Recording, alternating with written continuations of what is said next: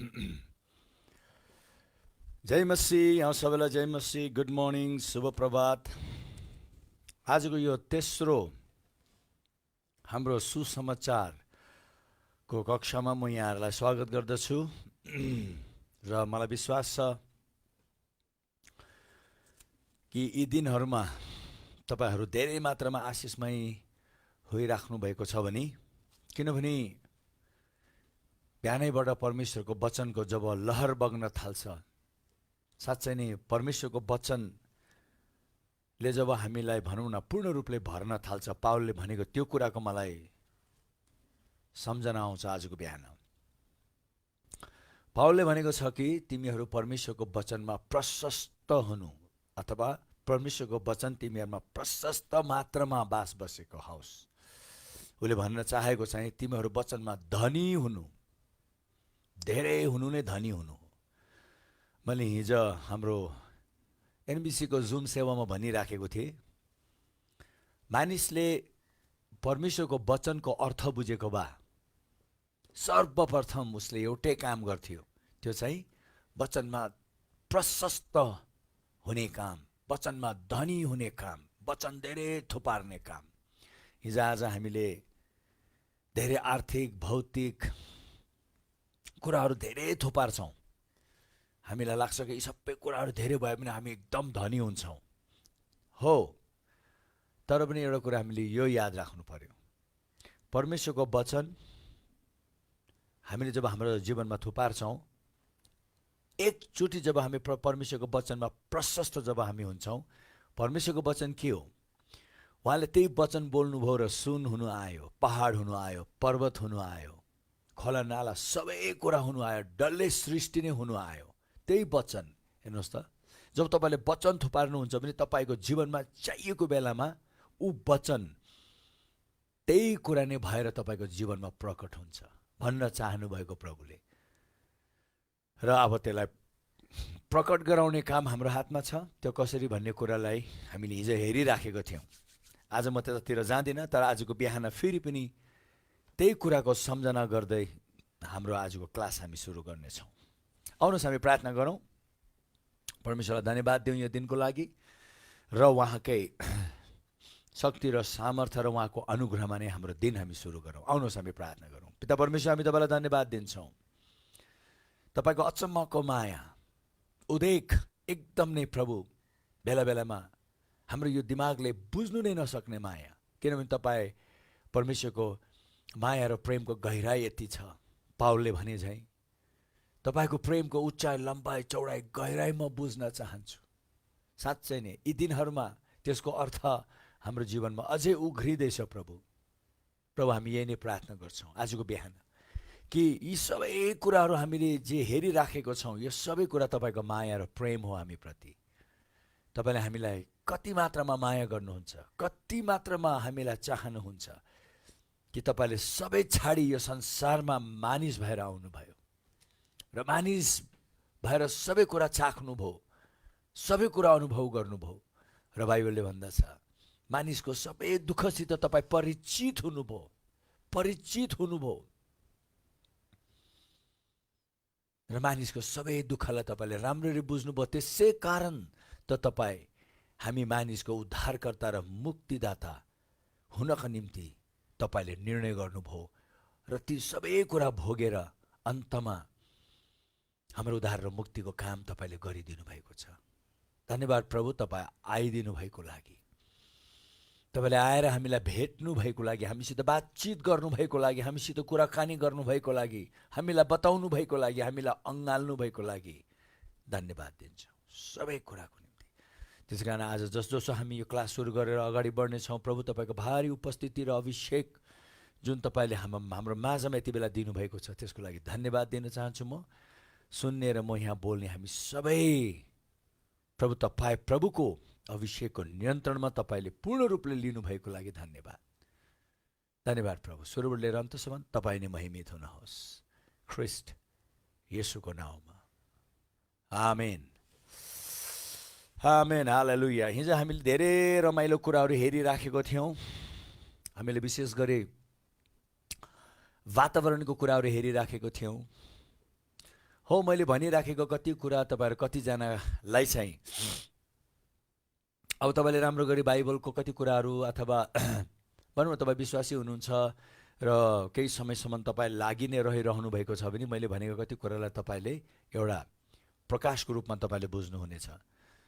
तर यदि तपाईँ कोही हुनुहुन्छ कहिले पनि यस्तो कुराहरू राम्ररी सुन्नुभएको छैन भने तपाईँको निम्ति यो कुरा के हो, के ठट्टा जस्तै पनि लाग्ला, नाटक जस्तै पनि लाग्ला। तर एउटा कुरा जान्नुहोस्, यो जीवनको नाटकको कुरा हो। यो एकदम वास्तविक र यथार्थको भनौँ न नाटक हो भनौँ, अ ड्रामा अफ रियालिटी, एकदम नै सत्य र एकदम व्यवहारिक कुरा नै हो र त्यसको बारेमा नै हामीले हेरिराखेको छौँ। त्यस कारणले म यही नै भन्न चाहन्छु, यहाँ अहिले तपाईँहरू धेरै विभिन्न प्रकारको स्तर अथवा विभिन्न प्रकारको ज्ञान भएको व्यक्तिले विशेष गरी भनौँ न परमेश्वरको वचनको बारेको कुरालाई लिएर विभिन्न प्रकारको ज्ञान भएको व्यक्तिहरूले तपाईँलाई मलाई हेरिराख्नु भएको छ अथवा सुनिराख्नु भएको छ। खालि म एउटै बिन्ती गर्छु, तपाईँले प्रभु म बुझ्न चाहन्छु यो के हो भन्ने त्यो विचारमा बस्नुहोस् र परमेश्वरले तपाईँलाई एकदम नै बुझाउनु हुनेछ। र म यही चाहन्छु कि यो क्लासबाट सबैजनाले एउटा असल परमेश्वरको हृदयलाई देखेको, परमेश्वरको प्रेमलाई बुझेको र जानेको र चिनेको, परमेश्वरलाई चिनेको। धर्म कर्म रीतिरिवाज त हाम्रो अगाडि दुनियाँभरको छ, संसारमा अनगन्ती छ त्यस्तो कुरा। तपाईँले चाहनुभयो भने तपाईँले नै अब एउटा धर्म भोलि सुरु गरिदिनु सक्नुहुन्छ, मैले एउटा सुरु गर्नु सक्छु, जसले पनि हामी सुरु गर्नु सक्छौँ। हिजो आज देखिरहेछौँ हामी च्याउ झैँ भुटुटुटुटु पलाइराखेको छ। तर पनि त्यो सबै मानिसको एउटा भनाइ हो। तर तपाईँ र मैले जब परमेश्वरले के भन्न चाहनुहुन्छ भने जब हामी धर्मशास्त्रहरू पल्टाएर हेर्छौँ, जब हामी धर्मशास्त्र पल्टाएर हेर्छौँ, उहाँको वचन जब पल्टाएर हेर्छौँ, तब गएर हामी बुझ्नेछौँ कि साँच्चै नै परमेश्वर को के किन कस्तो र उहाँले यो सबै किन गर्नुभएको भन्ने कुरा हामी बुझ्नेछौँ। त्यसै कारणले गर्दाखेरि एकदम म यो प्रार्थना गर्छु आजको बिहान परमेश्वरले हामीलाई एकदम राम्रो गरी बुझाउनु पनि र उहाँले बुझाउनु हुनेछ। र हिजो मैले जुन वातावरणको कुरा भनिराखेको थिएँ, हामी एकदम यो वातावरणको कुरालाई लिएर धेरै सतर्क हुनुपर्छ। किनभने मैले हिजो तपाईँहरूलाई धेरै मात्रामा देखाएको थिएँ कि प्रभु येशू पनि त्यो वातावरण अनुसार काम गर्नुभयो। कुनै कुनै वातावरणमा त उहाँले गर्नु चाहनुभएको कुराहरू पनि गर्नु सक्नु भएन, किनभने त्यहाँ गलत वातावरण थियो। कस्तो वातावरण थियो? अविश्वासको वातावरण थियो, शङ्काको वातावरण थियो, अनादरको वातावरण थियो। प्रभुको धेरै अनादर गरेको थियो। त्यही तपाईँले पाउनुहुन्छ, यतिसम्म पनि लेखिएको छ एउटा अगमवक्तालाई आफ्नो घरमा कुनै आदर हुँदैन। त्यसको मतलब प्रभुले अनादर महसुस गर्नुभयो। त्यसको मतलब प्रभुले देख्नुभयो म यहाँ काम त गर्न चाहन्छु तर यिनीहरूले मलाई आदर गरिराखेको छ, यिनीहरूले म प्रति विश्वासै गरेको छैन, यिनीहरूले म प्रतिको एउटा प्रकारले भनौँ न मैले गरेको यी कुराहरू, परमेश्वरको यी कुराहरूलाई यिनीहरूले एउटा तमासाको रूपमा लिएको छ। हो त्यस्तो प्रकारको वातावरणमा प्रभु आफैले पनि गर्नु सक्नु भएन भनेको छ। त्यसै कारणले गर्दा तपाईँहरू म जब जान्छौँ, सुसमाचार सुनाउँछौँ, परमेश्वरको सुसन्देशहरू जब मानिसहरूलाई भन्छौँ, परमेश्वरको प्रेमको बारेमा भन्छौँ, उहाँको वास्ता र फिक्रीको बारेमा जब हामी भन्न जान्छौँ, त्यहाँ गएर हामीले जब रोगी बिरामीहरूलाई देख्छौँ, उनीहरूको लागि प्रार्थना गरेर उनीहरूलाई परमेश्वरमा निको बनाउने जुन हामी काम गर्नेतिर लाग्छौँ, यी सबै सुसमाचार हो। हामीले सुसमाचारको काम गरेको। तर त्यो वातावरणमा पनि धेरै भर पर्छ। मैले आज यो किन भने भन्दाखेरि सायद तपाईँहरू कतिजना हुनुहुन्छ होला परमेश्वरको यो महान कुरालाई लिएर तपाईँ अगाडि बढिराख्नु भएको छ, तर पनि भने जस्तै कुराहरू भइराखेको छैन। त्यो किन नभएको? कहिले कहिले हामीले वातावरणलाई पनि वास्ता नगरेको लागि हो। कुनै कुनै वातावरणमा चाहिने अब प्रभुले यतिसम्म पनि भनिदिनु भएको छ, एउटा बुङ्गुरको अगाडि मोती नफाल। हेर्नुहोस्, त्यो भन्नु चाहनु भएको छ नि। कोही कोही मानिसहरू एकदम परमेश्वरको कति कुरालाई उनीहरूले एउटा मतलबै नगर्ने, वास्तै नगर्ने, परमेश्वरको कुरालाई चाहिँ उनीहरूले अलिकति कुराप्रति एउटा खेल ठट्टा खाली जनाउने भनेको कुरालाई उनीहरूले कुनै म यो कुरा बुझ्नुपर्छ, सुन्नुपर्छ, किनभने यो असल कुरा भनेर नठान्नेहरूको अगाडि परमेश्वरको वचन त एउटा मोती हो। त्यो मोती त्यस्तो व्यक्तिहरूको अगाडि तिमीले दिनु कुनै काम पनि छैन भन्नुभएको। किनभने उहाँले यो पनि भन्नुभयो, बरु बुङ्गुरले त्यो मोतीलाई कुल्चिन्छ, फर्केर तिमीलाई हान्नेतिर लाग्छ पनि भन्नुभयो। कति व्यक्तिहरूलाई तपाईँले राम्रो कुराहरू भन्दाखेरि हेर्नुहोस् त, उनीहरू उल्टा फर्केर एउटा अबुझ प्रकारले उल्टा विरोधको काम तपाईँप्रति गरिराखेको पनि हुन्छ। त्यसै कारणले गर्दाखेरि कति त्यो सबै एउटा विभिन्न प्रकारको वातावरणले मानिसलाई चलाएको हुनाले हो। तपाईँ र म अब यो सुसमाचारको कुरालाई लिएर अगाडि बढ्दाखेरि एकदम नै बुद्धिमानी भएर हामी काम गर्नुपर्छ। कुन ठाउँमा चाहिँ एकदम नै एउटा हुन्छ नि, त्यही ठाउँमा बिउले अति मजा गरी काम गर्छ अथवा बिउ उम्रिन्छ जहाँ चाहिँ नि असल जमिन छ। त्यसै कारण प्रभुले उदाहरण दिनुभयो नि, त्यो बिउ छर्नेको उदाहरण हेर्नुहोस् त। त्यहाँ राम्रो गरी तपाईँले त्यो बिउ छर्नेको उदाहरणमा हेर्नुहुन्छ भने त्यहाँ तपाईँले के पाउनुहुन्छ? गल्ती चाहिँ त्यो बिउ छर्नेले गरेको तपाईँले पाउनुहुन्छ। कुरामा कुरा, अब एउटा व्यक्ति बिउ छर्न गयो, उसले जथाभावी बिउ छर्यो, खालि केही मात्रामा मात्र उसको बिउले सही जमिन पाएर त्यो जमिनमा त्यो बिउ पलायो।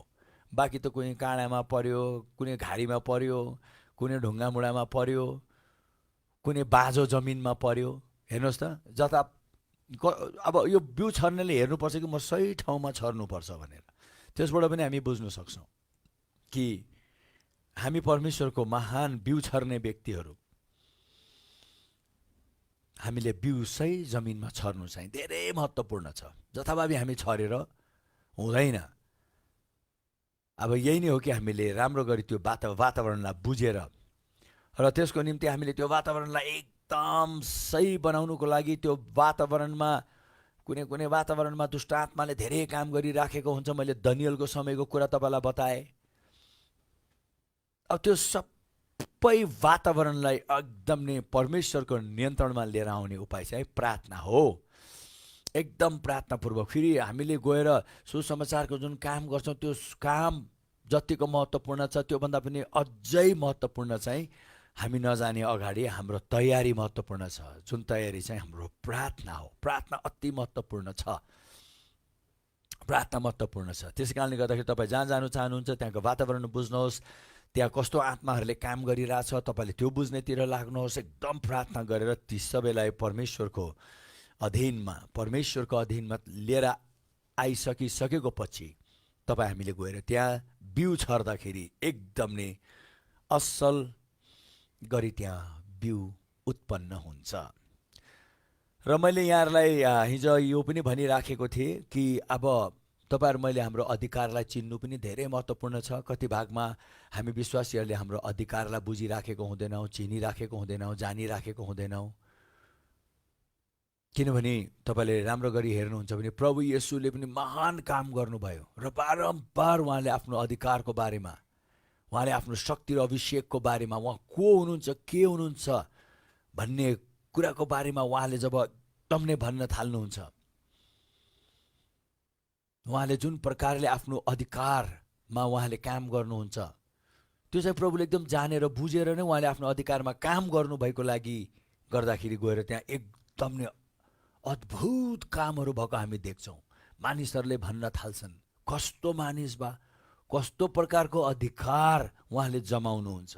तर एउटा कुरा याद राख्नुहोस्, त्यो अधिकार खालि प्रभु येशूलाई मात्र पिताले दिनुभएको होइन। त्यही नै अधिकार जब हामी यूहन्नाको 1:12 पढ्छौँ, हामीले उहाँलाई विश्वास गर्ने बित्तिकै उहाँको सन्तान हुनको लागि हामी त्यो अधिकार पाउँछौँ। त्यो अभिषेक र त्यो शक्ति र सामर्थ्य हामी पाउँछौँ। जसरी कि तपाईँले हेर्नुहुन्छ भने बाइबलको एउटा ठाउँमा एकदम नै मलाई लुकाको तपाईँले 7 त्यहाँ हेर्नुभयो भने त्यहाँ तपाईँले पाउनुहुन्छ। लुकाको 7 तपाईँले यसो 1 2 3 4 5 6 7 8 हो जसरी तपाईँ पढ्दै जानुहोस्, त्यहाँ तपाईँले पाउनुहुन्छ एकजना कप्तान, जुन कप्तानको घरमा काम गर्ने व्यक्ति धेरै बिरामी परेको हुन्छ। त्यहाँबाट अब यो कप्तान अति असल राम्रो मान्छे, त्यहाँबाट केही व्यक्तिहरू प्रभु कहाँ उनीहरू आउँछन् र प्रभुलाई भन्छन्, प्रभु फल्नाको काम गर्ने अति बिरामी छ, कृपया आएर त्यो काम गर्नेलाई तपाईँले निको बनाइदिनुहोस् न। किनभने यो कप्तान अति राम्रो व्यक्ति, उसले हामीलाई धेरै माया गर्छ र उसले हामी यहुदी जातिहरूको निम्ति गर्नुपर्ने धेरै कुराहरू गर्नुभएको छ भनेर त्यो कप्तान राम्रो मान्छे भएको लागि उसको धेरै तारिफ पनि गर्छ। प्रभुले भन्नुहुन्छ हिँड, म जान्छु। अब ऊ कप्तान राम्रो मान्छे भएको लागि मात्र प्रभु जानुभएको होइन, तर जब पनि प्रभुलाई तपाईँले बाइबलमा हेर्नुहोस् त, जसले बोलायो कसैलाई प्रभुले नाइ भन्नु भएन। जायरस भने त्यो व्यक्ति आयो, उसको छोरी बिरामी थियो, प्रभु प्लिज आइदिनुहोस् न भन्दा प्रभु म आउँछु हिँड, आएर प्रभु हात राखिदिनुहोस् न मेरो छोरी निको हुनेछ भन्ने बित्तिकै प्रभुले भन्नुहुन्छ हिँड म जान्छु। यता कप्तानको घरमा पनि बोलाउँछ, प्रभु हिँड म जानेछु। जसले पनि प्रभुलाई बोलाए, यो चाहिँ एउटा हामी सबै प्रभुको सुसमाचारको कुरालाई लिएर लागेको व्यक्तिहरूले यो जान्नु पर्यो, यो जान्नु पर्यो। हामीमा त्यो हृदय हुनु पर्यो। मानिसको खाँचोहरूलाई देख्ने बित्तिकै ओ वाइ नट, म जान्छु भन्ने एउटा, म जान्छु भन्ने एउटा। किनभने सुसमाचार सुनाउने व्यक्तिहरू चाहिँ को हुन्? पठाइएको व्यक्तिहरू हुन्। अब पठाइएको व्यक्तिहरू नै जानु मानेन भने कति भागमा कहिले कहिले हामीले कति बाहना बनाइदिन्छौँ, अथवा कहिले कहिले हामी अल्छी गरिदिन्छौँ, कहिले कहिले हामी वास्ता गर्दैनौँ, कहिले कहिले हामीले यो कुराको महत्त्वलाई बुझिराखेको हुँदैनौँ। त्यसै कारणले गर्दाखेरि हामी कति भागमा पन्छिनु कोसिस गर्छौँ। प्रभु कहिले पन्छिनु कोसिस गर्नु भएन। एउटा सुसमाचार सुनाउने व्यक्ति सधैँ तयारी। त्यसै कारण त पावलले भनेको छ be ready in season and out of season. तिमीहरू हर बेला तयारी रहनु। एउटा सही ऋतुमा पनि अथवा त्यो सही ऋतु नभए तापनि season and out of season जहिले पनि तयारी रहनु। यो एउटा जहिले पनि हियर आई एम। हामीले बाइबलमा देख्यौँ भने प्रभुको दासहरूले सधैँ यो कुरा भनेको मलाई साह्रै रमाइलो लाग्छ। कुनै कुनै कुरा त उनीहरूको भनाइ, छोटो भनाइ तर अति राम्रो भनाइ। उनीहरूले सधैँ भन्थे म यहाँ छु तपाईँको दास, भन्नुहोस् म सुनिरहेको छु, हियर आई एम, म यहाँ छु। मतलब यो तयारी व्यक्तिहरू सधैँ तयारी। प्रभु पनि होते आत्मामा हिँड्नुहुन्थ्यो, सधैँ तयारी। तर प्रभु त्यो कप्तानको घरमा गइराखेको बेलामा अचानक कप्तानले थाहा पाउँछ कि प्रभु आउनु हुँदैछ। त्यो कप्तानले सोच्छ होइन प्रभु किन आउनु पर्यो बरु भनेर ऊ झट्टै आफ्नो घरबाट निस्किएर प्रभुलाई भेट्न जान्छ र बाटोमै प्रभुलाई भेटाउँछ र प्रभुलाई भन्छ उसले, प्रभु तपाईँ किन आउनुभएको? म योग्यको छुइनँ प्रभु तपाईँलाई मेरो घरमा ग्रहण गर्नका लागि। प्रभु तपाईँ आउनै परेन नि, तपाईँले यहीँबाट एउटा वचन बोलिदिनुहोस् न, पुगिहाल्यो। किनभने मलाई थाहा छ, उसले भन्छ किनभने मलाई थाहा छ, आई नो, म पनि एउटा अधिकारमा भएको व्यक्ति। हेर्नुहोस् त यो व्यक्तिले आफ्नो अधिकार चिन्छ र यहाँ त प्रभुलाई पो अधिकार चिनाउनेतिर लागेको जस्तै हामी देख्छौँ। हो यहाँ राम्ररी तपाईँले यो कथालाई हेर्नुभयो भने उसले यसरी बोलिरहेछ जसरी कि प्रभुलाई थाहै छैन जस्तै। तर यहाँ उसले त्यो घमण्ड प्रकारले एउटा घमण्डी भएर भनेको थिएन, तर उसले सही कुरा गरिरहेको थियो। किनभने ऊ एउटा एकदम स्वच्छ हृदयको व्यक्ति, एउटा स्वच्छ हृदय भएको व्यक्ति भएको हुनाले उसले भन्छ प्रभु किन आएको? यसो प्रभुलाई थाहै छैन जस्तै। अरे म पनि त एउटा अधिकारमा भएको व्यक्ति, मैले जसलाई उठ भन्छु ऊ उठ्छ, मेरो मुनि धेरै काम गर्नेहरू छन्, बस भने बसिहाल्छ। तपाईँले किन दुःख गर्नुभएको प्रभु? यहाँबाट एउटा शब्द बोलिदिनुहोस् न, पुगिहाल्यो। किनभने मलाई थाहा छ तपाईँ पनि को हुनुहुन्छ, तपाईँसँग कस्तो अधिकार छ। ऊ व्यक्तिले आफ्नो अधिकार पनि चिन्छ, प्रभुको अधिकार पनि चिन्छ। उसले त्यो भनिराखेको बेलामा प्रभु त दङ्गै पर्नुहुन्छ, छक्क पर्नुहुन्छ। प्रभु फनक्कै फर्केर प्रभुले भन्नुहुन्छ यस्तो विश्वास मैले इजरायलमा पनि पाएन। कस्तो विश्वास? उसलाई थाहा थियो ऊ को हो, ऊ के हो, ऊमा कति अधिकार छ, उसलाई सबै थाहा थियो। हो त्यसरी आज तपाईहरु मैले पनि हाम्रो अधिकार त्यसरी बुझ्न चाहिँ अति खाँचो छ। हामी विश्वासीहरूले हामी धेरै यस्तो कुराहरुमा हामीले समय बिताउँछौं जुन कुराहरु हाम्रो जीवनमा कुनै अर्थका नै हुँदैन, जुन कुराले हाम्रो जीवनमा केही फाइदा र लाभ पनि लिएर आउँदैन। त्यस्तो कुराहरुमा हामी घण्टौं घण्टौं घण्टौं घण्टौं घण्टौं दिनौ वा हप्ता महिना वर्षौं हामीले यतिकै बिताउँछौं। तर मलाई लागेको छ आजको बिहानको यो कुराले चाहिँ नि तपाईहरु मैले यदि एकदम समय लिएर हामीले हाम्रो अधिकारको बारेमा बुझ्नका निम्ति म को हुँ, म के हुँ, मलाई परमेश्वरले कस्तो बनाइसक्नु भयो, के कुरा उहाँले मलाई दिइसक्नु भयो भन्ने कुरालाई लिएर जब तपाईहरु मैले एकदम नै गम्भीर भएर ती कुराहरूलाई विश्लेषण गर्न थाल्छौँ। खालि ध्यान होइन, विश्लेषण पनि गर्ने। हिजो आज वैज्ञानिकहरूले परमेश्वरको वचनको एउटा एउटा शब्दमाथि उनीहरूले भारी रिसर्च गरिराखेको छन्, एकदम विश्लेषण गरिराखेको छन्। उनीहरूले यस्तो यस्तो कुराहरू निकाली राखेको छन् परमेश्वरको वचनबाट। उनीहरूले कहिले कहिले बोल्दाखेरि म आफै पनि वाह, यो त एकदम नै गहिरो कुरा उसले पायो भन्ने म देख्छु। हो त्यसरी तपाईँहरू ममा चाहिने पवित्र आत्मा किन हुनुहुन्छ? किनभने हो यो सबै कुराहरू उहाँले खोलिदिन चाहनुहुन्छ। तर हामीसित फुर्सदै छैन, हामीसित टाइमै छैन। हामीले हो त्यस्तो कुरामा ध्यानै दिँदैनौँ, हो त्यस्तो कुरामा इच्छै गर्दैनौँ, त्यस्तो कुरामा मनै गर्दैन। आज तपाईँले जुन कुरा गरिराख्नु भएको छैन, कति भागमा व्यर्थैकै कुराहरू, कति व्यर्थैको कुराहरू गरिरहेको छ। फर इक्जाम्पल घन्टौँ घन्टौँ गेम खेलेर बसिरहेको हुन्छ, घन्टौँ घन्टौँ हामीले कति यस्तो कुराहरू गरिराखेको हुन्छौँ जुन कुराले हाम्रो जीवनमा फाइदा होइन, नोक्सान, नोक्सानै नोक्सान। यदि हामीले त्यो समय यता लगानी गरेको भए, ओहो, त्यो समयलाई हामीले यता लगानी गरेको भए आज हामी कहाँबाट कहाँ पुगिसक्ने थियौँ। तर ढिलो भएको छैन प्रियजन हो। अहिले पनि हामी भनौँ न, हामी यो कुरामा एकदम नै सतर्क हुनु पर्यो, हामी यो कुरामा जाग्नु पर्यो, यो कुरामा हामी बौरी उठ्नु पर्यो। कहिले कहिले कति यस्तो कुराले हामीलाई पुरा सुताइसकेको हुन्छ, मृत्युल्य बनाइसकेको हुन्छ। त्यसै कारण त हामीले देख्दछौँ एफिसीको 5:14-15 तपाईँले त्यहाँ पढ्दाखेरि, एफिसीको 5:14 त्यहाँ तपाईँले पढ्नुभयो भने त्यहाँ के भनिएको छ? जागा जागा जागा, तिमी सुतिरहनेहरू, मतलब एकदम नै बेहोसी प्रकारले बसिराखेको बेहोस छोड्यो भनेको हो। त्यो चाहिँ असरै पर्नु छोड्यो। अब यस्तो कुराले, त्यस्तो कुराबाट तिमी बौर भनेको, अब त्यस्तो कुराबाट तिमी एकदम बिउत भनेको कि मैले कति समय, why am I wasting so much time for nothing, मैले किन मेरो यतिका समय मैले यतिको बर्बाद गरिराखेको छु। तपाईँले त्यो समयहरू सही ठाउँमा लगानी गर्नुभएको भए, यदि हामीले ती कुराहरूलाई, ती समयलाई हामीले सही ठाउँमा लगानी गरेको भए, अहो, आज तपाईँ जो हुनुहुन्छ नि, त्योभन्दा कयौँ कयौँ कयौँ कयौँ कयौँ गुणा तपाईँले आफूलाई, तपाईँ को हुनुहुन्छ, के हुनुहुन्छ, तपाईँमा कति मात्रामा छ भन्ने कुरा तपाईँ यो कप्तान जस्तै तपाईँ बुझ्नुहुने थियो। त्यहाँबाट तपाईँले बुझेर काम गर्दा प्रभु फेरि पनि अझ एकचोटि छक्क परेर भन्नुहुनेछ, वाउ, कस्तो असल विश्वास छ यो व्यक्तिमा भनेर प्रभुले भन्नुहुनेछ। हालेलुया। त्यो चाहिँ नि तपाईँले लुकाको 7मा हेर्नु सक्नुहुन्छ। अहिले मैले भनेको कुरा चाहिँ नि, र मैले हिजो तपाईँलाई भनेको थिएँ हामी अधिकारको कुरालाई केही मात्रामा हामी हेर्नेछौँ भनेर।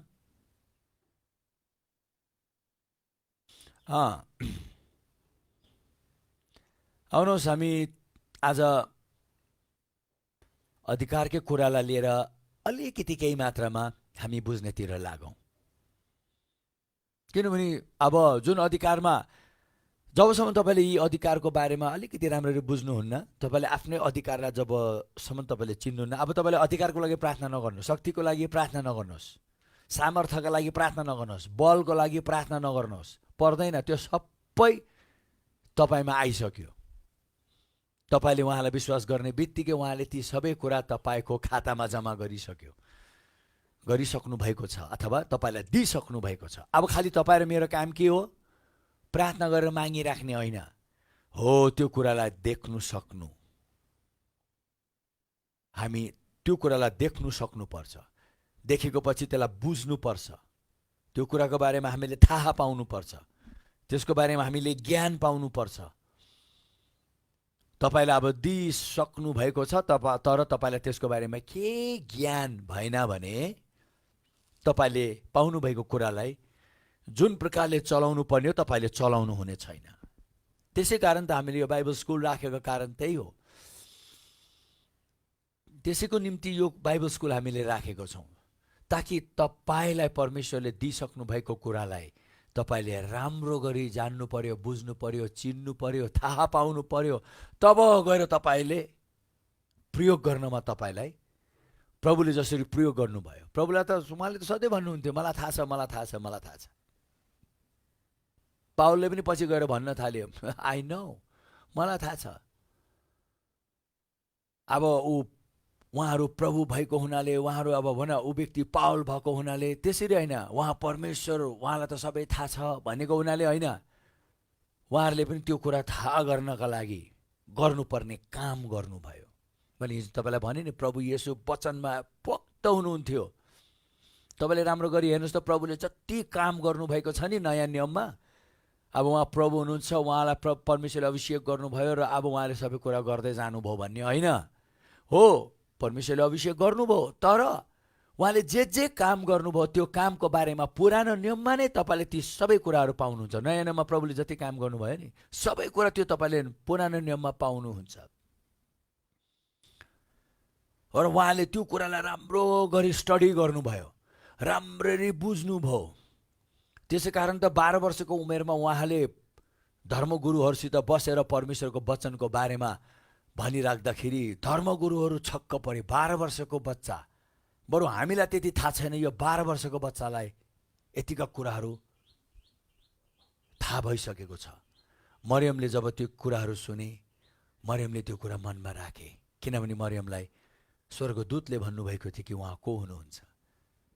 तर ती सबै कुरा उहाँले आफै समय पुरा दिएर, प्रभुले यताउति समय खेर फाल्नु भएन। यी यस्तो कुराहरूमा उहाँले आफ्नो समय दिनुभयो, उहाँले जान्नुभयो, बुझ्नुभयो। हो त्यसरी नै हुर्किनुभयो।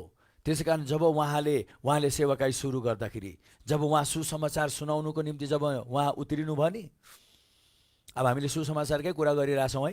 जब उहाँ सुसमाचार सुनाउनुको लागि जब उत्रिनु भयो, उहाँ अन्धाधुन्दामा उत्रिनु भएको होइन, उहाँ पूर्ण ज्ञानपूर्वक, जुन ज्ञान उहाँले पुरानो नियमको सबै कुरा बुझेर जानेर नै उहाँले नयाँ नियममा पनि जब उहाँले काम गरेर अगाडि बढ्दाखेरि, जब ती परिस्थितिहरू आए, ती परिस्थितिहरू आउँदाखेरि उहाँले पुरानो नियममा ती सबै कुराको बारेमा राम्ररी उहाँले थाहा पाइसक्नु भएको हुनाले गर्दाखेरि त्यही आत्मा उहाँमा उघ्रिएर, जब त्यही आत्मा प्रकट भयो, उहाँले त्यही आत्मामा ती सबै कामहरू गर्नुभयो। तर ती सबै आत्मा जीवनबाट भनौँ न प्रकट भएर जुन प्रकारले काम भयो, ती सबै कुराहरू उहाँले पुरानो नियमबाट राम्रो गरी बुझिसक्नु भएको थियो। तपाईँले राम्रो गरी हेर्नुहोस् न, प्रभुले गर्नुभएको नयाँ नियमको कामहरू सबै पुरानो नियममा पनि तपाईँले पाउनुहुन्छ। त्यसै कारण त उहाँले प्रत्येकचोटि भन्नुहुन्थ्यो, यो लेखिएको छ, यो लेखिएको छ, यो लेखिएको छ, यो लेखिन। उहाँले पढ्नु भएको लागि उहाँलाई थाहा थियो कि यो लेखिएको छ भनेर। तर आज कति भागमा हामी देख्छौँ सुसमाचारको कति कुराहरू लिएर अगाडि बढ्ने हाम्रो प्रियजनहरूलाई कति यस्तो कुराहरूको बारेमा जुन प्रकारले थाहा पाउनु पर्ने हो, खालि म सुनाउनु पर्छ भन्नेमा हामी लागेर हुँदैन। हामीले आफ्नै बारेमा पनि म को हुँ, के हुँ, मेरो अधिकार के रहेछ, मेरो शक्ति के रहेछ, मेरो अभिषेक के रहेछ, त्यो हामीले बुझ्यो भने तब गएर तपाईँले मलाई थाहा छ म को हुँ, म के हुँ, म किन यहाँ छु आज, तपाईँलाई थाहा हुन्छ सबै कुरा हो। त्यो थाहा भएर गर्नु र किनभने गर्नुपर्छ भनेर यतिकै गर्नुमा धेरै फरक छ। अधिकारको कुरालाई हामीले हेऱ्यो भने अधिकार चाहिँ के हो भन्दाखेरि, एउटा हामीलाई भनौँ न, एउटा हामीलाई नियुक्त एउटा कुनै शक्ति र एउटा पद र एउटा कुनै विशेषतामा एउटा नियुक्त गरेकोलाई त्यो अधिकार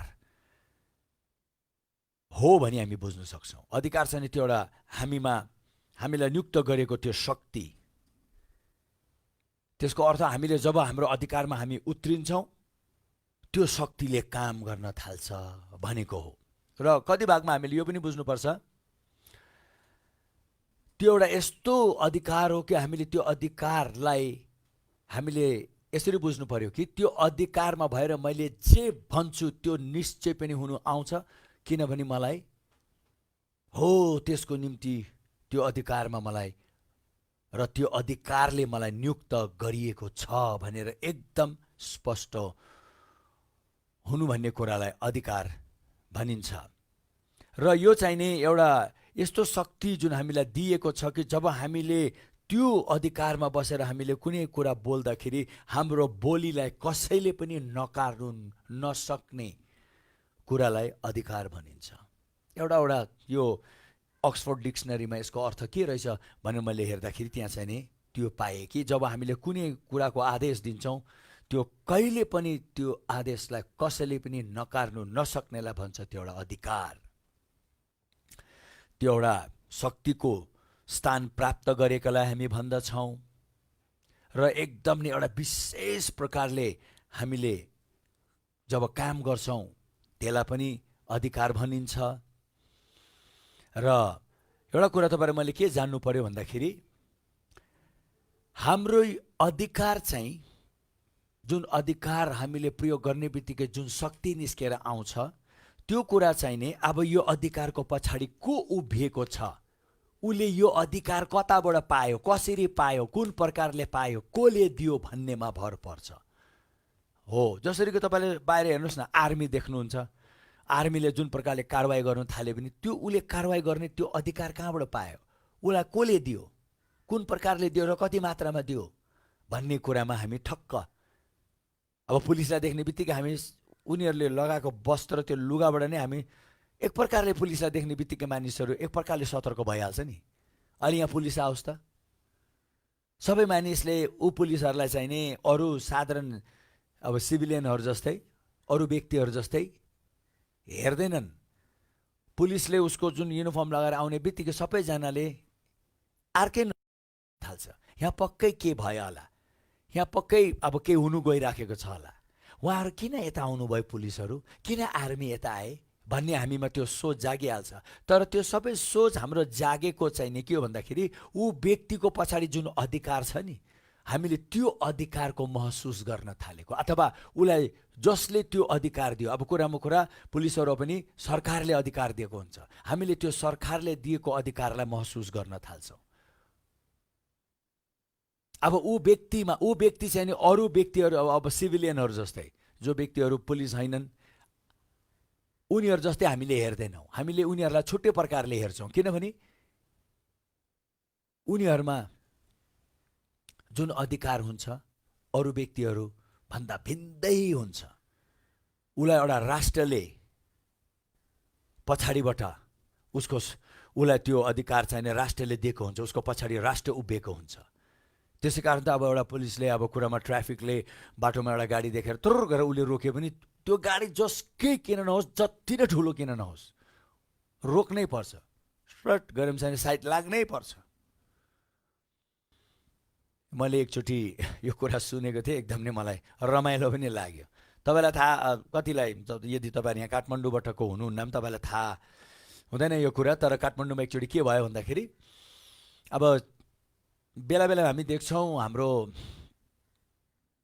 नेपाल र चाइनाको माझमा राम्रो सम्बन्ध भएको लागि बेला बेलामा चाइनिज सरकारले चाहिने उताबाट केही चाइनिज अधिकारीहरूलाई यता नेपालमा उहाँहरूले पठाउँछन्, आएर यहाँ कति कुराहरू गरिदिने उहाँहरूले नेपालीहरूलाई सिकाउने कामहरू गर्छन्। एकचोटि चाहिँ त्यस्तै ट्राफिकहरूलाई तालिम दिने काम भइराखेको थियो। न्यू रोडमा चाहिँ एउटा साधारण चाइनिज एउटा पुलिसले अब त्यो ट्राफिकको अब सबै कुराहरू सिकाइरहेको बेलामा एउटा नेपालको ठुलो उच्च अधिकारी, एकदम नै सायद आर्मी हो कि पुलिसकै ठुलो उच्च अधिकारी उहाँ सररै आउनुभयो गाडीमा। त्यहाँबाट यो अब ट्राफिकको काम गरिरहेको बेला उहाँले यसरी हात उठाइदिनु भएछ, तर उहाँ रोक्नु मानेन छ। त्यहाँबाट स्वाट त्यो व्यक्ति अगाडि गएर जब हात उठायो रोक्नु पर्ने नै भयो, लाइसेन्स मागिन्छ, के कुराहरू माग्न थालेछ।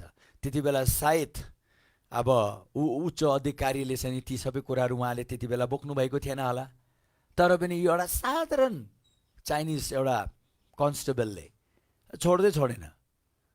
त्यति बेला त्यहाँ जब कुरालाई हामीले हेर्दाखेरि त्यहाँ के देख्यौँ भन्दाखेरि ठुलो अधिकारी आए तापनि,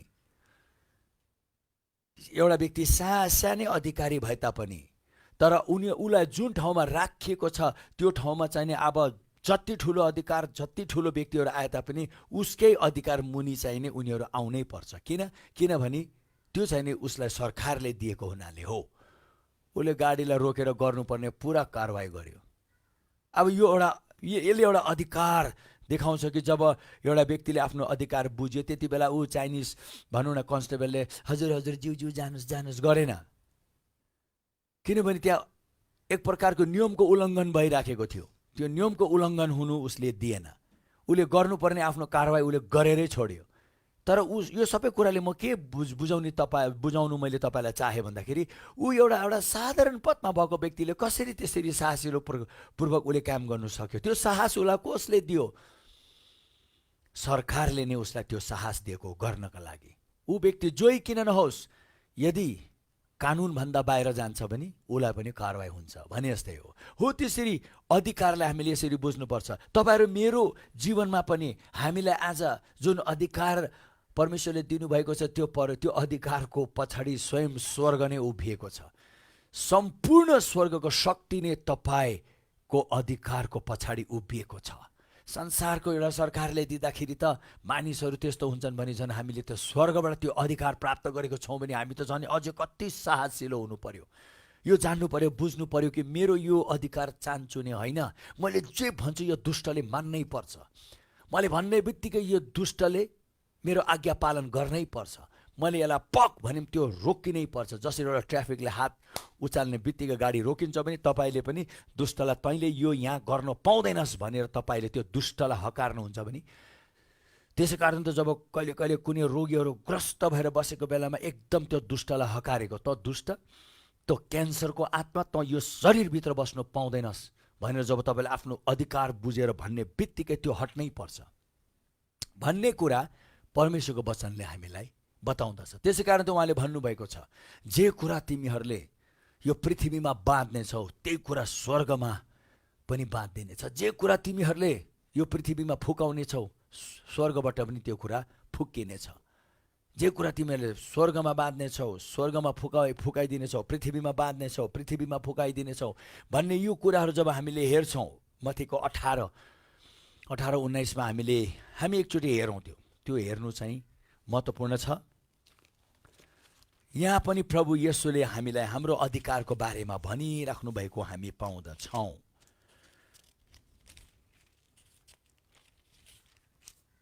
यस्तो कुराहरू तपाईँले पढिसक्नुभयो होला, तपाईँलाई थाहा छ होला। तर पनि मैले भनेको छु परमेश्वरको वचन प्रत्येक दिन एउटा नयाँ प्रकाश र बल र शक्ति र सामर्थ्यमा उग्रेर आउँदछ।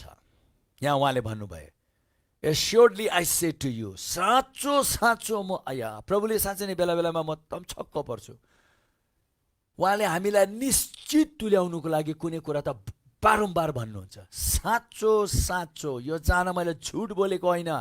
यो को बोलिराख्नु भएको छ? परम प्रभु सारा सृष्टिको मालिक बोलिराख्नु भएको छ, जसले कहिले झुट बोल्नु सक्नुहुन्न र कहिले बोल्नु सक्नुहुन्न। होइन मतलब बोल्नुहुन्न नभएर उहाँले बोल्नु नै सक्नुहुन्न, किनभने उहाँमा कुनै झुट छैन। उहाँमा केवल सत्य मथन छ। उहाँले यहाँ भन्नुहुन्छ, सत्य सत्य म तिमीहरूलाई भन्दछु, साँचो साँचो म तिमीहरूलाई भन्दछु,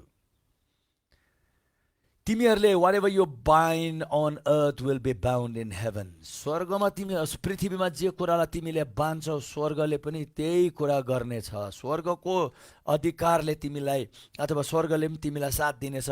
स्वर्गको अधिकारले पनि त्यति बेला तिमीले जे आदेश दिन्छौ त्यति नै खेरि स्वर्गको अधिकारले पनि तिमीलाई समर्थन जनाएर तिम्रो त्यो काम पूरा गरिदिनका लागि स्वर्ग समेत, स्वर्गको अधिकार र शक्ति समेत लागि पर्ने छ भनेको। whatever you lose on earth will be loosed in heaven. जे कुरा तिमीहरूले यो पृथ्वीमा फुकाइदिन्छौ स्वर्गले पनि ल, किनभने तिमीले भन्यौ, तिमीले भनेको लागि हो। त्यस्तो अधिकार दिएर प्रभुले चेलाहरूलाई भन्नुहुन्छ, जाऊ अब तिमीहरू, यो अधिकार मैले तिमीलाई दिएको छु, जाऊ अब तिमीहरू। उनीहरू जान्छन्, गएर आमामा अचम्म र उदेको कामहरू गर्छन्। उनीहरू जान्छन्, सुसमाचार सुनाउनेतिर लाग्छन्। तर उनीहरूले प्रभुले भन्नुभएको ती कुराहरू सबै याद गरेर त्यो अधिकारलाई जानेर बुझेर उनीहरूले प्रयोग गर्दाखेरि भारी काम हुनु थाल्छ।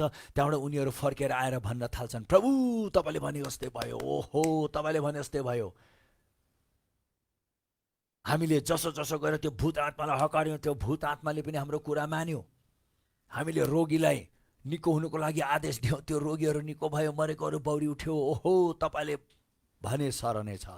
उनीहरू त त्यो अधिकारबाट निस्कि आएको शक्ति जब उनीहरूले देखे, उनीहरू दङ्ग परे, छक्क परे। तपाईँले एउटा कुरा याद राख्नु है, तपाईँको जीवनबाट परमेश्वरको शक्ति त्यति मात्रामा देखा पर्छ जति मात्रामा तपाईँले त्यो अधिकारलाई चिनेर प्रयोग गर्नुहुन्छ। यो घरिघरि भन्छु है, आज कति मात्रामा परमेश्वरको शक्ति यदि कसैको जीवनबाट देखा परेको छैन भने उसले आफ्नो अधिकार अहिलेसम्म पनि जुन प्रकारले बुझ्नुपर्ने हो उसले नबुझेको हुनाले हो। तपाईँको जीवनबाट परमेश्वरको शक्ति त्यति मात्रामा त्यति मथन देखा पर्छ जति मात्रामा तपाईँले आफ्नो अधिकारलाई चिन्नुहुन्छ। त्यसै कारण तपाईँले हेर्नु न, सरकारी औदामा पनि मानिसहरू विभिन्न विभिन्न विभिन्न विभिन्न तहमा हुन्छ। तल्लोको तहलाई एउटा सीमित अधिकार दिएको हुन्छ। उसले जति मात्रामा आफ्नो अधिकारलाई बुझ्छ त्यति मात्रामा ऊबाट काम हुन्छ भने त्यो शक्ति देखा पर्छ। र त्यही अधिकार एकदम नै अब कुरामा कुरा प्रधानमन्त्रीको अधिकार र एउटा सचिवको अधिकार र एउटा भनौँ न कुनै एउटा सरकारी औदामा भएको सचिवभन्दा तल तल भएकोहरूको अधिकार, उनीहरूले सबैले आफ्नो अधिकार, त्यसले कहिले कहिले तपाईँ सरकारी अफिसमा जाँदाखेरि कतिले आफ्नो अधिकार देखाइरहेको हुन्छ नि। शक्ति देखाएको होइन, उनीहरूले अधिकार देखाएको। हेर्नुहोस् त, राम्रो गरी तपाईँले हेर्नुहुन्छ भने शक्तिभन्दा पनि अधिकार नै महत्त्वपूर्ण छ। शक्तिको बारेमा त चिन्तै नगर्नुहोस् न, तपाईँले पहिला आफ्नो अधिकारलाई बुझ्नुहोस्, त्यहाँबाट त्यो अधिकारबाट नै कति मात्रामा शक्ति निस्केर आउनुपर्ने हो त्यो आफै आफ निस्केर आउँछ।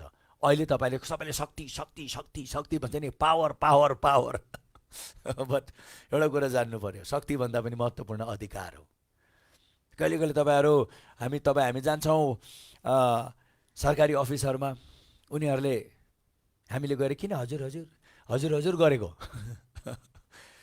किनभने उनीहरूको जुन अधिकार छ हेर्नुमा ऊ साधारण व्यक्ति भए तापनि कहिले कहिले त कोहीको त यति साधारण हुन्छ व्यक्ति हेर्नुमा, तर उसको अधिकारमा ऊ बसेको जब तपाईँले देख्नुहुन्छ नि, ठिकै छ त्यहाँ राखिदिनु, त्यहाँ गरिदिनु, तपाईँ भोलि आउनु, तपाईँको काम अहिले हुन सक्दैन, ठिकै छ म त्यो हेर्नेछु, ल ल ठिक छ। उसले जुन प्रकारले बोल्छ नि, ऊ त्यो एउटा अधिकारी हामी भन्छ नि, उसले आफ्नो अधिकार जताएको उसले आफ्नो अधिकार जताएको हो। त्यसरी तपाईँले हेर्नुहोस् त, एउटा मेयरको अधिकार छुट्टै हुन्छ होइन। तपाईँ वडामा कुनै काम गर्नु जानुहोस् त, मेयरज्यू निस्किने बित्तिकै सबैजना त्यहाँ सतर्क हुन्छ, त्यो एउटा अधिकार निस्केर आएको बाहिर। एउटा मन्त्री र प्रधानमन्त्रीको अधिकार भिन्दै हुन्छ। र यदि एउटा व्यक्ति जुन औदामा छ उसले आफ्नो अधिकारै चिनेन भने उसले कसरी काम गर्नै सक्दैन। उसलाई अधिकार दिएको छ यो स्तरको, तर उसले त्यो अधिकारलाई यो स्तरमा चिनेर त हुँदैन। संसारमा त मान्छेहरूले आफ्नो अधिकार क्या मजाले चिन्छ। मलाई थाहा छ म मेयर हुँ भने मेरो अधिकार कति छ र मैले कतिसम्म गर्न सक्छु, मेरो एउटा बोलीमा कति शक्ति छ, किनभने उसले भन्छ मेरो अधिकार अनुसार मेरो बोलीमा शक्ति हुन्छ। त्यसै कारण मैले यो अलिकति समय लिएर तपाईँलाई किन बुझाइराखेको छु, तपाईँ र मैले जबसम्म हाम्रो अधिकारलाई राम्ररी बुझ्दैनौँ तपाईँबाट परमेश्वरको शक्ति त्यति मात्रामा देखा पर्दैन।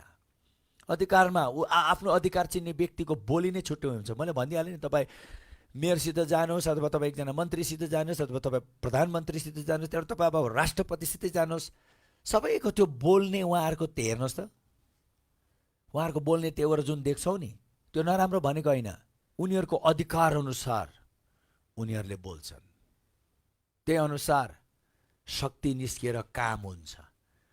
उनीहरूले भने अनुसार भएन भने त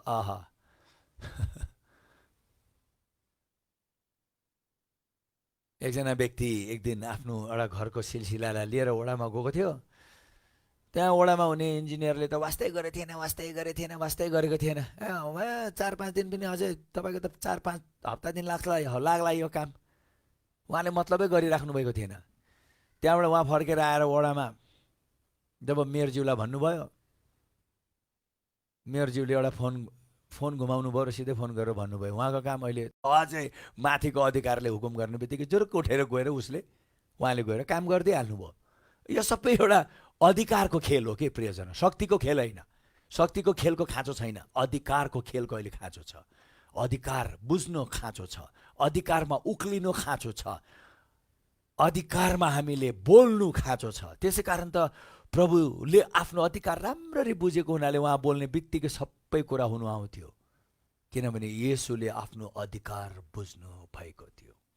सो प्लिज प्रियजन हो, सुसमाचारको कुरालाई लिएर अगाडि नबढ्ने अगाडि नै तपाईँले आफ्नो अधिकारलाई बुझ्नु पर्यो, किनभने त्यहाँ तपाईँले एकदम नै ठुलो अचम्म र उदेकको काम गर्नु गइराख्नु भएको छ। तपाईँको बोली फुट्ने बित्तिकै त्यहाँ कस्तो महान काम हुनु गइराखेको छ त्यो बुझ्नुहोस्। सो त्यसै कारणले गर्दाखेरि तपाईँको अधिकारको पछाडि को उभिएको छ, कोले तपाईँलाई भनेको यो कुरा गर्नका लागि, त्यो बुझ्नु भएन भने त्यो कुराको गम्भीरतामा तपाईँ त्यो कुराको गम्भीरतामा आउनु भएन भने nothing is going to work. केही पनि भने अनुसार हुने छैन। र यो अधिकार हामीले आत्मामा प्राप्त गरेको हुन्छौँ, शरीरमा होइन है। यो अधिकारलाई लिएर हाम्रो निश्चयता परमेश्वरमा छ, आफूमा होइन। आफूमा घमण्ड गर्नुपर्ने केही छैन, आफूमा घमण्ड गर्नुपर्ने केही छैन। बाइबलमा हामी एकचोटि देख्छौँ जब चेलाहरूले एकदम नै अधिकारमा काम गरेर त्यहाँ शक्तिशाली काम भएको एकजना व्यक्तिले देख्छ र उसले भन्छ मलाई पनि दिनुहोस् न, म पनि यो। उसले त लास्टमा त उसले त्यो अधिकारलाई त उसले त किन्नु पो कोसिस गर्छ पैसाले जसरी कि मानिसले त्यो अधिकार बेच्दै घुमिराखेको जस्तै। त्यहाँबाट पछि पत्रुसले हकार्छ त्यो व्यक्तिलाई, तिमीलाई थाहा छैन तिमीले के बोलिरहेको छौ। यस्तो कुराहरू कुनै मानिसको क्षमतामा, मानिसको आफ्नो शक्ति र भनौँ न मानिसको आफ्नो बलमा होइन। यो कुरा पूर्ण रूपले परमेश्वरबाट आएको कुरा हो भनेर हो। त्यस प्रकारले कति कुरा हामी बुझ्न सक्छौँ। दोस्रो कुरा हामीले के बुझ्नु पर्यो भन्दाखेरि हामी अधिकार को अलिकति पृष्ठभूमिलाई हामीले बुझ्नु पर्यो, त्यसको ब्याकग्राउन्डलाई बुझ्नु पर्यो। तर सानो एउटा तपाईँलाई इतिहासको रूपमा म तपाईँलाई यो भन्नै पर्छ। त्यो चाहिँ कसरी, तपाईँले सुरुबाट हेर्नुहोस् त बाइबलमा परमेश्वरले मानिसलाई अधिकार र राज गर्नका निम्ति नै सृष्टि गर्नुभएको हो। उहाँले बनाइसकेको पछि सम्पूर्ण अधिकार मानिस जातिलाई दिनुभयो भने तपाईँले अलि नपल्टाउनु होला, तर उत्पत्तिको 1 को तपाईँले 26बाट लिएर 28सम्म तपाईँले त्यहाँ पाउनुहुन्छ कि मानिसलाई अधिकारकै निम्ति उहाँले सृष्टि गर्नुभएको हो। र बनाउँदाखेरि उहाँले मानिसलाई आफू सर किन बनाउनु भयो, आफू सर नै बनाउनु भयो, ताकि उहाँ जुन अधिकारमा हामीलाई पनि त्यही अधिकारमा त्यही स्थानमा हुनुको लागि, बराबरीमा हुनुको लागि उहाँले बनाउनु भयो। त्यसै कारण त उहाँले भन्नुभयो आऊ मानिस बनाऊ हामी जस्तै, पिता पुत्र पवित्र आत्मा जस्तै। यो सबैले पनि हामीलाई के दर्शाउँछ भन्दाखेरि एउटा अधिकारको निम्ति खालि बनाउनु भएको रहेन रहेछ, त्यो अधिकारी जस्तै नै बनाउनु भएको रहेछ भन्ने कुरा हामी हो त्यसरी पनि बुझ्न सक्छौँ। त्यो चाहिँ तपाईँले हिब्रूको इजिकलको पुस्तकमा तपाईँले हेर्नुहुन्छ, म हिब्रूको त्यतातिर जाँदिनँ अहिले। त्यहाँ तपाईँले हेर्नुहुन्छ इजिकलको 28मा तपाईँले हेर्नुहुन्छ भने, इसायाको 14मा पनि तपाईँले हेर्नुहुन्छ भने परमेश्वरले अब लुसिफर अथवा स्वर्गदूतहरूलाई पनि उहाँले उहाँको सेवाको निम्ति सृष्टि गर्नुभएको थियो। तर लुसिफर ती स्वर्गदूतहरूको माझमा चाहिँ नि उनीहरूलाई अगुवाई गर्ने, विशेष गरी परमेश्वरलाई आराधनामा अगुवाई गर्ने, प्रार्थनाको परमेश्वरको आराधनामा अगुवाई गर्ने व्यक्तिको नाउँ लुसिफर थियो।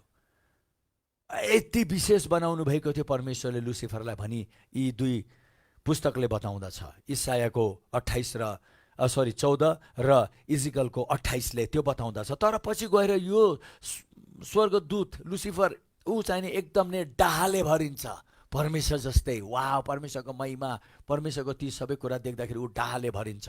त्यहाँबाट उसले गएर परमेश्वरको विरुद्ध षड्यन्त्र रचेको हुनाले परमेश्वरले उसलाई स्वर्गबाट हटाइदिनु पर्ने भएको त्यहाँ हामी देख्छौँ। यसबाट हामी के देख्छौँ, डाहा र घमण्डले चाहिँ, किन बाइबलमा भनेको छ पतनको अगाडि घमण्ड देखा पर्छ, उसको त्यो डाहा र घमण्ड देखा पर्यो। हामी परमेश्वरको अधिकार बुझ्ने व्यक्तिले यो दुईटा क्षेत्रमा विशेष हामीले ख्याल गर्नुपर्छ। हिजोआज मैले देख्छु मानिसहरू एकअर्काप्रतिको डाहा र घमण्डले भरिएर साध्य छैन। घमण्ड र डाहाको सीमा छैन। त्यसै कारणले गर्दाखेरि उनीहरूको त्यो अधिकारमा कति असर परिसकेको हुन्छ। अहिले तपाईँहरू मलाई त परमेश्वरले नफाल्ला, तर पनि बाइबलमा भनेको छ परमेश्वर स्वयंले घमण्डीहरूको विरोध गर्नुहुन्छ। अब तपाईँहरू म त्यो अधिकार प्राप्त गरेको व्यक्तिहरू चाहिँ त्यो घमण्ड र त्यो फेरि यो कति कुरा तपाईँले राम्ररी हेर्नुहोस् न, कति मेल खान्छ यो कुरा। साँच्चै नै त्यो उच्च अधिकारीहरू, उच्च औदामा बसेकोहरू बेला बेलामा उनीहरू आफ्नो अधिकारलाई लिएर कति घमण्ड गर्छ नि।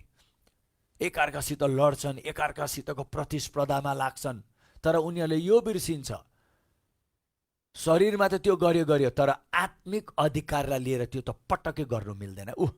लुसिफर त फालियो त किनभने त्यो घमण्ड र त्यो एउटा प्रकारको डाहामा भएको हुनाले। त्यसै कारण यदि हामीमा त्यो कुरा छ भने हामी तुरुन्तै पश्चाताप गर्नुपर्छ, नत्र त तपाईँको त्यो अधिकारले काम गर्दैन। आज धेरैजनाको अधिकारले काम नगरेको म देख्छु। उनीहरूको अधिकार उनीहरूले चलाउँदाखेरि त्यहाँबाट कुनै शक्ति नै ननिस्केको म देख्छु। किन? The problem is jealousy and pride.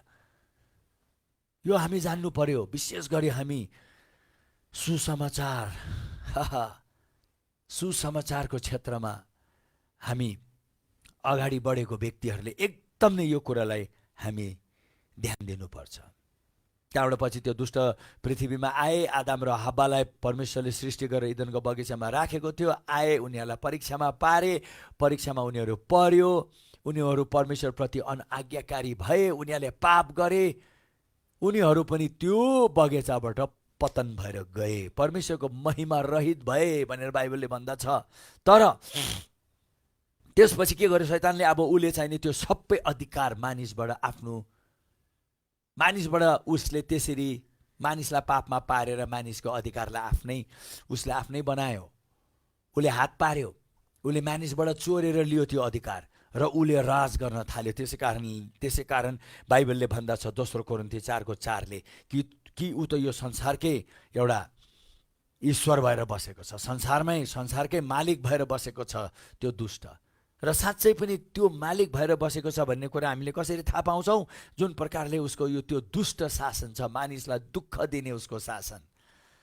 किनभने उसको टार्गेट त मानिसलाई सिद्ध्याउने नै हो। उसले त्यो अधिकार लिएर, किनभने उसले एकचोटि भनेको छ त्यो दुष्टले, जुन अधिकार मलाई दिएको छ। कसले दियो उसलाई? प्रभुलाई गएर उसले परीक्षा गर्न थाल्छ। प्रभु 40, मैले भनिसकेँ नि, 40 दिन उपवास प्रार्थनामा बसिराखेको बेलामा दुष्टले आएर प्रभुलाई परीक्षा गर्न थाल्छ। एउटा परीक्षामा के भन्छ? तिमी एकचोटि मलाई दण्डवत गर, यो सबै संसारको महिमा म तिमीलाई दिनेछु, यो सबै कुरा म तिमीलाई दिनेछु, किनभने यो सबै कुरा मलाई दिएको छ। कसले दियो उसलाई? परमेश्वरले त कहिले पनि शैतानलाई अधिकार दिएको होइन तपाईँ र मलाई नष्ट पार्नका लागि। कसले दियो? आदम र हव्वाले त्यो दिन पाप गर्ने बित्तिकै ल भनेर उनीहरूले सुम्पिदिएको हो। तर पछि हामी देख्दछौँ आजभन्दा 2020 वर्ष अगाडि प्रभु आउनुभयो, आएर उसको सम्पूर्ण कामलाई नष्ट पार्नुभयो। बाइबलमा लेखिएको छ मानिसको पुत्र प्रभु येशू प्रकट भयो किन? To destroy the work of the devil. शैतानको त्यो कामलाई नष्ट पारिदिनुको लागि उहाँले पार्नुभयो। पापको शक्तिलाई नष्ट पार्नुभयो। शैतानको शक्ति भन्ने त्यही हो। पापको शक्तिलाई नष्ट पार्नुभयो, रोगको शक्तिलाई नष्ट पार्नुभयो, गरिबी, अनिकाल, मानिसलाई दुःख, चिन्ता, फिक्री, यतिसम्म बाइबलले भनेको छ मानिसहरू डरमा आए। उनीहरूको जीवनकालभरि उनीहरू डरमा बसिराखेको हुनाले उहाँ आएर मानिसलाई त्यो डरको बन्धनबाट पनि उहाँले मुक्त गर्नुभएको छ भनी बाइबलले भन्दछ। हामीले हिब्रू 2:14 त्यो देख्न सक्छौँ। यो सबै शैतानको कामहरू, किनभने उसले मानिसबाट त्यो अधिकार लिएर उसले पुरा काम गर्न थाले। शैतानले पनि त्यो अधिकार प्राप्त गरेको हुनाले उसले आफ्नो शक्तिको प्रदर्शन गर्न सक्यो। अधिकार त्यो एउटा यस्तो कुरा हो जसले शक्तिको प्रदर्शन गर्छ। अब हामी शक्तितिर ध्यान दिनु भएन, अधिकारतिर ध्यान दिनु पर्यो र त्यो अधिकारलाई चिनेर बुझेर जानेर प्रयोग गरे पनि शक्ति आपसे आप निस्केर आउँछ। चिन्तै गर्नु परेन। You don't have to worry about the power, you have to be more concern about the authority. Because it is the authority that will release the power of God. परमेश्वरको शक्तिलाई, अधिकारले नै सञ्चालन गर्छ। मैले धेरैजनाको उदाहरण दिइसकेँ तपाईँहरूलाई, तपाईँले बुझ्नुभएको छ होइन त? हो त्यसरी प्रभु येशू यो संसारमा आउनु भएर एउटा नयाँ राज्य, एउटा नयाँ अधिकार उहाँले स्थापना गर्नुभयो। उहाँले भन्नुभयो स्वर्ग र पृथ्वीमा अब सबै अधिकार मलाई दिइएको छ, ल्याउ तिमी, गो देयर फोर भन्नुभयो। त्यसै कारण अब तिमी जाऊ यो अधिकार लिएर।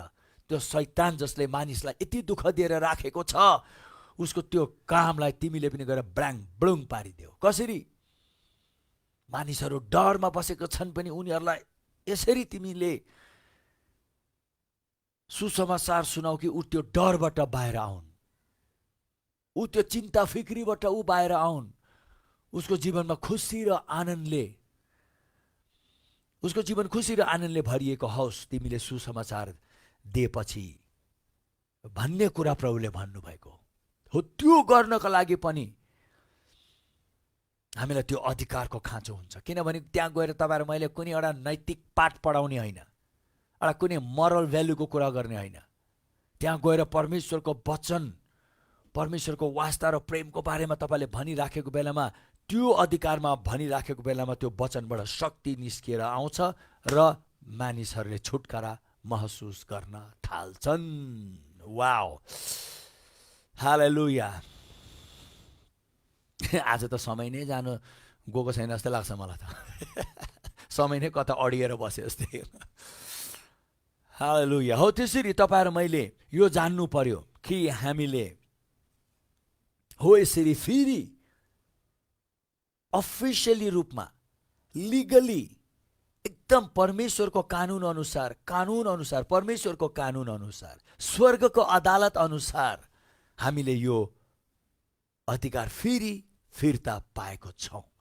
संसारको कानुन र अदालत भनेको होइन, परमेश्वरको अदालत, परमेश्वरको कानुन,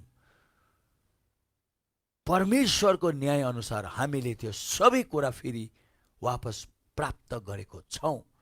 अब तपाईँको मन यति बलियो भएको होस्, परमेश्वरको कानुन, परमेश्वरको अदालत भन्दा अरू कुनै संसारको कानुन र अदालत ठुलो छैन।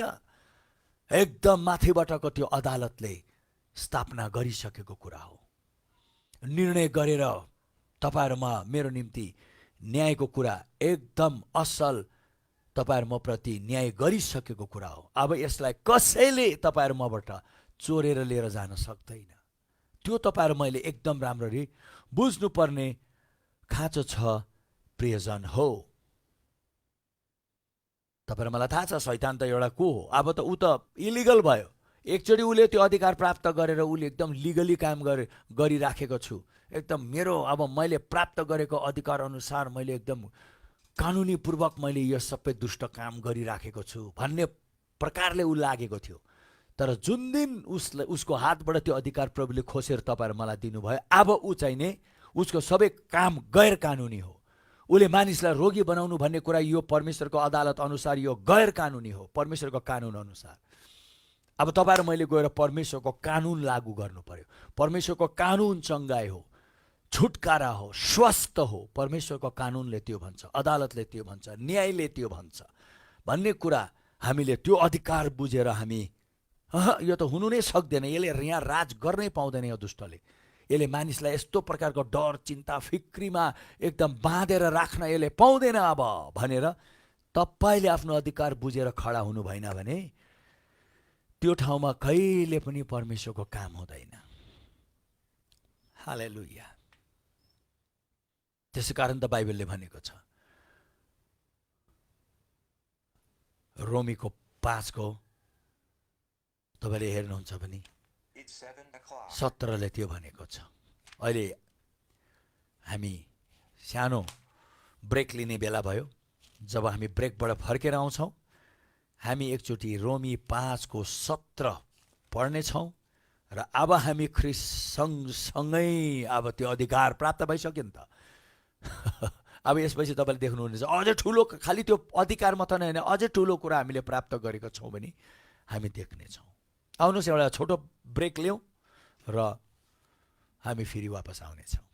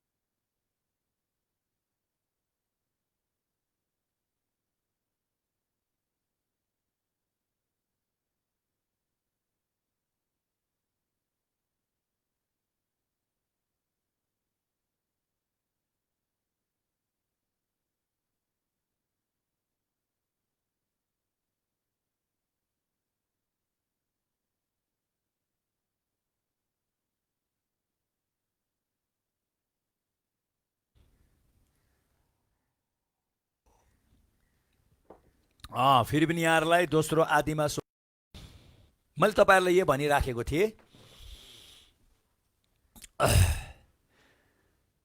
शक्तिलाई बुझ्नेतिर नलाग्नुहोस्, अधिकारलाई बुझ्नेतिर लाग्नुहोस्। किनभने एकचोटि तपाईँले आफ्नो अधिकारको तह थाहा पाउनुभयो भने तपाईँले त्यो अधिकारलाई प्रयोग गर्ने बित्तिकै शक्ति सञ्चालन हुन्छ, शक्ति निस्केर आउँछ, शक्ति तपाईँबाट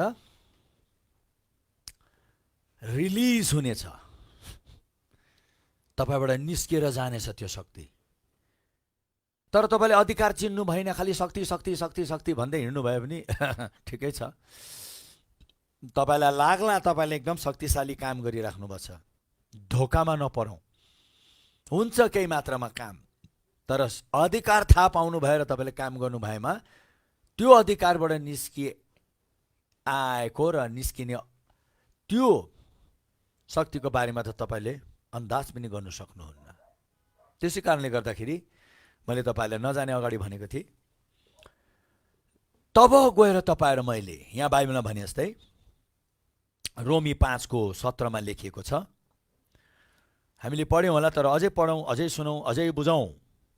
for if by one man sin death reign through one man, जब एउटै मानिसको पापले गर्दाखेरि, एउटै मानिसको पापको कारण यो संसारमा मृत्युले राज गर्यो भने how much more those who receive abundance of grace, र अब अझै कति बढ्ता मात्रामा जसले अनुग्रह, प्रशस्त अनुग्रह पाएको छ, and the gift of righteousness, र अनुग्रहको वरदान प्राप्त गरेको छ, will rain in life through one Jesus Christ.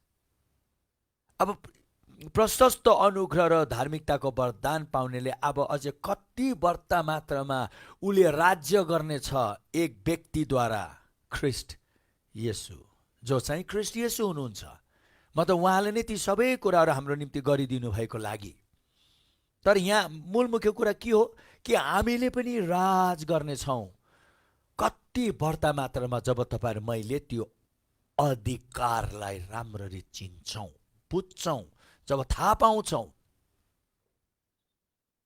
त्यसै कारणले गर्दाखेरि आजको बिहान म तपाईँहरूलाई यही भन्न चाहन्छु, पहिला आफ्नो अधिकारलाई बुझ्नेतिर लाग्नुहोस्। फेरि अर्को कुरा तेस्रोमा तपाईँले के पाउनुहुन्छ भन्दाखेरि, तेस्रोमा चाहिँ तपाईँले एफिसी 2:6 भनेको छ, प्रभु येशू जब मरेकोबाट बौरी उठ्नुभयो, हामीलाई पनि सँगसँगै लगेर उहाँले त्यो अधिकारको त आफ्नो एउटा स्थान हुन्छ नि, शक्तिको त स्थान हुँदैन, अधिकारको एउटा स्थान हुन्छ, अधिकारीको एउटा स्थान हुन्छ, बस्ने ठाउँ हुन्छ। जब एउटा अधिकारी गएर आफ्नो टक्क बस्नुपर्ने ठाउँमा टक्क बसेर उसले बोल्दाखेरि, राजा किन कुनै कुरा बोल्नु पर्दाखेरि उहाँ गएर आफ्नो सिंहासनमा बसेर राजदण्ड र मुकुट लगाएर राजाले घोषणा गर्छ। त्यो एउटा स्थान हो, त्यो एउटा ठाउँ हो, त्यो एउटा वस्त्र हो भने जस्तै। त्यसै कारण हामीले देख्दछौँ परमेश्वरले पनि हामीलाई त्यो अधिकारमा बसेर हामीले जुन प्रकारले गर्नुपर्ने हो त्यसको निम्ति विभिन्न प्रकारको वस्त्रहरू तपाईँले देख्नुहुन्छ, त्यहाँ बाइबलमा पाउनुहुन्छ। त्यसलाई हामी हाम्रो यो लडाइँको वस्त्र भने जस्तै। अहिले त्यतातिर म जाँदिनँ, तर यो स्थान पनि हामीलाई दिएको छ। यहाँ चाहिँ तपाईँले हेर्नुहोस्, एफिसी यो एउटा दुईवटा कुरा चाहिँ हामी पढ्नै पर्छ। हामीले एफिसीको 2:6 पढौँ एकचोटि। एफिसी 2:6 यसरी लेखिएको छ, and raised us up together, उहाँले हामीलाई उहाँ सँगसँगै बौरी उठाउनु भयो, and made us sit together in the heavenly places in Christ, र हामीलाई उहाँ सँगसँगै त्यो स्थानमा उहाँले हामीलाई पनि बसाल्नुभयो ख्रिस्ट येशू सँगसँगै। And made us sit together in the heavenly places. यहाँ दुईवटा कुरा भनिएको छ, एउटा ठाउँमा त यतिसम्म पनि भनिएको छ उहाँ सँगसँगै स्वर्गीय स्थानमा र उहाँ सँगसँगै उहाँको सिंहासनमा। ओरे बाप रे बाप रे बाप रे, यो एकदम नै ठुलो कुरा हो। एउटा अधिकार राम्ररी बुझ्नु चाहनुहुन्छ भने तपाईँले जान्नु पर्यो त्यो अधिकारको आफ्नो स्थान छ। उहाँ सँगसँगै र उहाँ सँगसँगै उहाँको सिंहासनमा, उहाँ सँगसँगै स्वर्गीय स्थानमा, उहाँ सँगसँगै उहाँको सिंहासनमा। वाह, हामीलाई त्यो स्थान पनि उहाँले दिनुभएको छ र त्यो स्थानको नाउँ हो अधिकारको स्थान। र तपाईले एफिसी 1:20बाट लिएर 22सम्म तपाईले राम्रो गरी हेर्नुहुन्छ भने हामी भनौँ पिताको जुन दाहिने हात भनेर बाइबलले भन्छ, त्यो पिताको दाहिने हातको अर्थ चाहिँ नि के हो? सम्पूर्ण भयभरको शक्तिको केन्द्रबिन्दु भनेको, the centre of all power भनेको। हेर्नुहोस् त, हामी त्यहाँ बसेको छौँ। त्यहाँ बसेर हामीले अधिकार लागू गर्दाखेरि त्यो सबै शक्तिले समर्थन जनाउँछ भनेको। त्यसै कारणले गर्दा अहिले हामी खालि एउटा विश्वासी भएर हुन्छ नि, यो त्यसै कारण तपाईँले देख्नुहुन्छ नि, यो कुनै धर्म परिवर्तनको कुरै होइन, यो कुनै एउटा धर्मको कुरै होइन। यो चाहिँ नि एउटा परमेश्वरले तपाईँ मलाई जुन प्रकारले सृष्टि गरेर सुरुबाट राख्नु भएको थियो हो, त्यो कुरालाई हामीले जुन प्रकारले देख्नुपर्ने, बुझ्नुपर्ने, जान्नुपर्ने हो, त्यो कुरा हो यो। हालेलुया, ओ हालेलुया।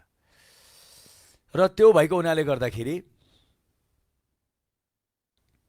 र त्यो चाहिँ नि त्यसै कारण बाइबलमा त्यहाँ तपाईँले पाउनुहुन्छ सम्पूर्ण प्रधानता, सम्पूर्ण शक्ति, सम्पूर्ण अधिकारहरूभन्दा पनि माथिल्लो स्थानमा, बाँकीको सबै यो संसारको चाहिँ तल भनेको सबैभन्दा माथि परमेश्वर वालमा भनेर भनिएको। तपाईँले पहिलो कोरिन्थी 6को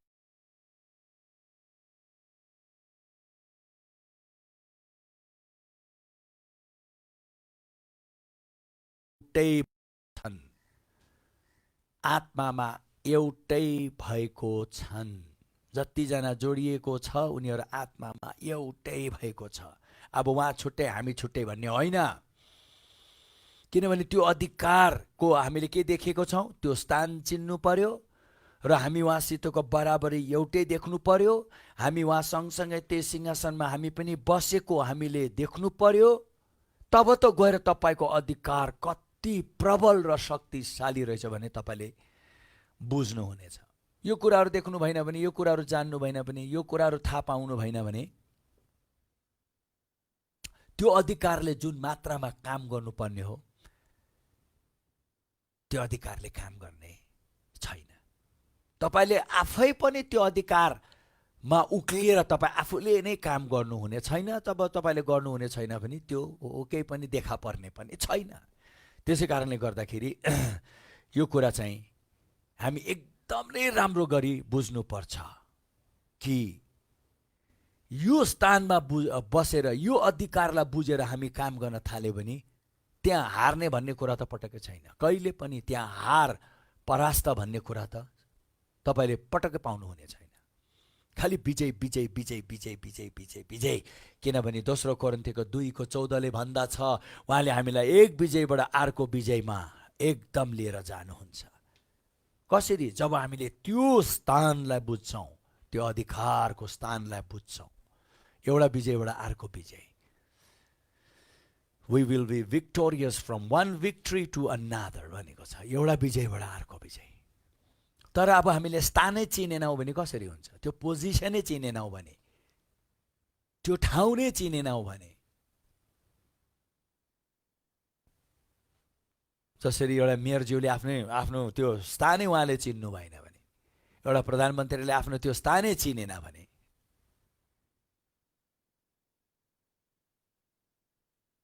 कहिले कहिले हामी भन्छौँ नि, कोही व्यक्ति एकदम उच्च स्थानको व्यक्ति, त्यो उच्च स्तरको व्यक्ति, त्यो ठाउँको व्यक्ति, ऊ आफ्नो त्यो ठाउँलाई त्यो स्थानलाई वास्तै नगरेर जब ऊ आएर एकदम नै एउटा प्रकारको साधारणभन्दा साधारण तरिकाले जिउनु थाल्दा के भएको होला यो मानिसलाई, के भएको होला यो मान्छेलाई, ऊ यस्तो व्यक्ति आएर यस्तो भएर बसेको छ भन्छौँ नि हामीले कहिले कहिले।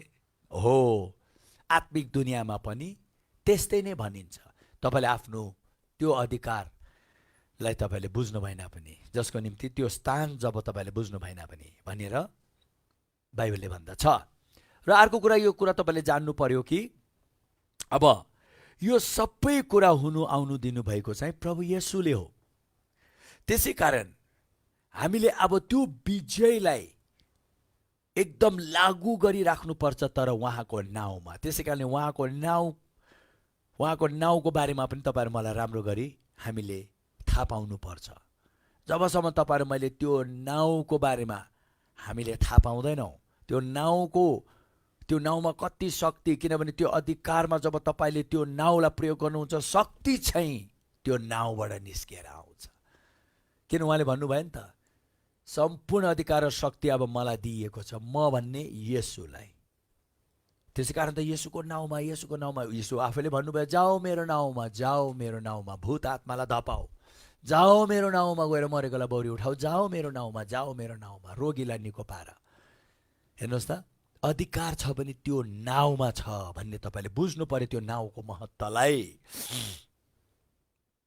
त्यसै कारणले गर्दाखेरि यो जान्नु पर्यो कि फिलिपी 2:9बाट लिएर 11सम्म तपाईँले पाउनुहुन्छ, त्यो नाउँ सबभन्दा महान नाउँ भनेर भनिएको छ। One of the most powerful name, सबभन्दा the name above every name, सबै नाउँभन्दा माथि। रोगको पनि कुनै नाउँ छ, तपाईँको समस्याको पनि कुनै नाउँ छ, तपाईँको डरको पनि कुनै नाउँ छ। जान्नुहोस्, तिनीहरूभन्दा पनि अझै माथि ख्रीष्ट येशूको नाउँ छ। तपाईँको चिन्ता र फिक्री भन्दा पनि, तपाईँको खाँचोको पनि एउटा नाउँ छ होला, पनि माथि भनेर बाइबलले भन्दछ। र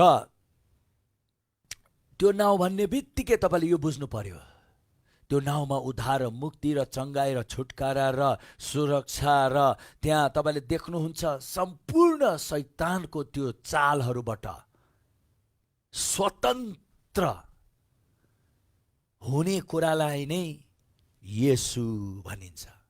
येशू भन्ने बित्तिकै यी सबै कुराहरू हुन्, जीवन, शान्ति, आनन्द, प्रेम, छुटकारा, सुरक्षा, हेर्नुहोस् त, उद्धार र मुक्ति,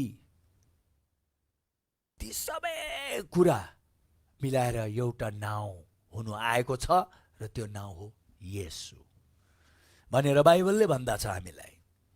हालेलुया। त्यसै कारण त शैतानले त्यो नाउँ अति घृणा गर्छ। तपाईँले एक समयमा पाउनुहुन्छ, बाइबलमा हेर्नुहुन्छ भने जब प्रभु जानुभयो, जाने बित्तिकै प्रभुको चेलाहरू उनीहरू ठाउँ ठाउँमा गए त्यो नाउँको विशेषताको बारेमा, उनीहरूले त्यो नाउँको बारेमा सिकाए कि यो नाउँमा के छ। त्यहाँबाट धर्मगुरुहरू धेरै रिसाएर उनीहरूलाई समातेर भने, सबै कुरा गर तर यो नाउँको बारेमा शिक्षा नदेऊ, don't teach about this name. किनभने यो नाउँले त्यति बेला यरुसलेममा यति काम उथुलपुथुल मचाइदिएको थियो। त्यो नाउँको शक्ति पूर्ण रूपले प्रकट भयो जब उनीहरूले त्यो नाउँलाई चिनेर त्यो नाउँको बारेमा जब उनीहरूले शिक्षा दिन थाले। उनीहरूलाई रोक्न, उनीहरूलाई भन्यो तिमीहरूले सबै गर तर यो नाउँको बारेमा केही नभन। हेर्नुहोस् त, किनभने नाम भन्ने बित्तिकै त्यो अधिकार र त्यो शक्ति दर्शिन्छ। अब कुरामा कुरा, तपाईँले कुनै एउटा डक्टरको जब नाम अथवा कुनै एउटा व्यक्तिको नाम लिने बित्तिकै त्यो नाउँले चाहिँ ऊ व्यक्ति को हो, के हो, उसमा कति मात्रामा छ, कति मात्रामा उसले गर्नु सक्छ भन्ने सबै कुरा दर्शिन्छ नि। हो त्यसरी नै हो कि यो नाउँमा पनि, यो नाउँले पनि ती सबै कुरा दर्शाउँछ। अब तपाईँले यसो सोच्नुहोस्, एउटा कुनै नाउँ, त्यो नाउँ भन्ने बित्तिकै ऊ व्यक्तिको सर्वस्व नै त्यो नाउँ हो, ऊ व्यक्तिको सर्वस्व नै त्यो नाउँ हो। त्यसै कारण त बाइबलमा प्रभुले आफूलाई धेरै नाउँले चिनाउनु भएको छ। जिहोवा राफा, जिहोवा जायरा, जिहोवा शालोम भन्ने बित्तिकै एउटा शान्तिको परमेश्वर, मेरो सबै खाँचो पुरा गर्ने, सबै मेरो रोग निको पार्ने। जिहोवा जायरा, जिहोवा राफा भन्ने सबै मेरो रोग निको पार्ने हो। त्यसरी परमेश्वर पनि बाइबलमा थुप्रै नाउँले चिनिनु भयो। र अन्तमा तपाईँले राम्रो गरी हेर्नुहुन्छ भने जब प्रभु येशू जन्मिने बेलामा स्वर्ग यतिकै परमेश्वरले मरियमलाई छानेर उहाँको कोखमा येशूलाई राख्नु सक्नुहुन्थ्यो, तर त्यसो गर्नु भएन। उहाँले विशेष स्वर्गदूत पठाएर स्वर्गदूत गाब्रिएल आउनुभयो र एकदम विशेष गरी मरियमलाई भन्नुभयो, यो बच्चा जो तिम्रो कोखमा अब पल्ने छ उसको नाउँ चाहिँ येशू राख्नु है। उसको नाउँ जे पाए त्यो नराख्ने, येशू। किनभने उहाँले अब त्यो नाउँले के गर्न गइरहेछ, त्यो नाउँको अर्थ के हो सबै बताइदिन्छ। हो त्यसरी उहाँले त्यसरी त्यो नाउँ प्राप्त गर्नुभएको हो र हामीलाई त्यो नाउँ प्रयोग गर्ने अधिकार उहाँले दिनुभएको छ। त्यो अधिकार हामीले प्राप्त गरेको छौँ। त्यो नाउँ प्राप्त भनौँ, त्यो नाउँ प्रयोग गर्नको लागि र तपाईँ हामीले बाइबलमा हेऱ्यौँ भने जतिजनाले त्यो नाउँको अधिकार उनीहरूले प्रयोग गर्ने बित्तिकै ठुलो काम भयो। तर फेरि तपाईँले प्रेरितको 19:13 स्केवा भन्छ, द सन्स अफ स्केवा भनेर। अब के यसरी भनौँ न, केही व्यक्तिहरूले चाहिँ नि एकचोटि देख्छन् उनीहरूले कि प्रभु येशूको नाउँमा ठुला ठुला कामहरू भएको, त्यहाँबाट उनीहरूले भन्छ हामी पनि यो नाउँलाई चलाएर हामी पनि ठुलो काम गर्छौँ भनेर। तर उनीहरूलाई यो नाउँको अर्थ थाहा थिएन, यो नाउँको गहिराई थाहा थिएन। तर उनीहरूले यत्तिकै यो नाउँ चलायो चाहिँ हुन्छ होला भनेर चाहिँ उनीहरूले गएर एकजना भूत आत्माले ग्रस्त भएको व्यक्तिमाथि उनीहरूले यो नाउँ प्रयोग गर्छ।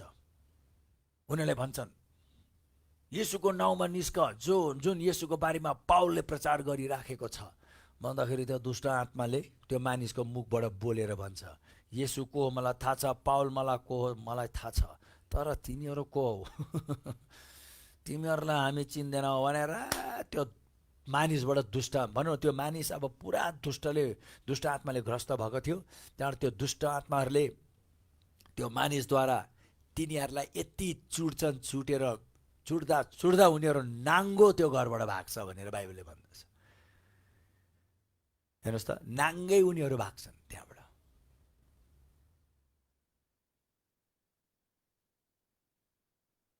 किनभने उनीहरूले नाम प्रयोग गर्यो कुनै ज्ञान बिना।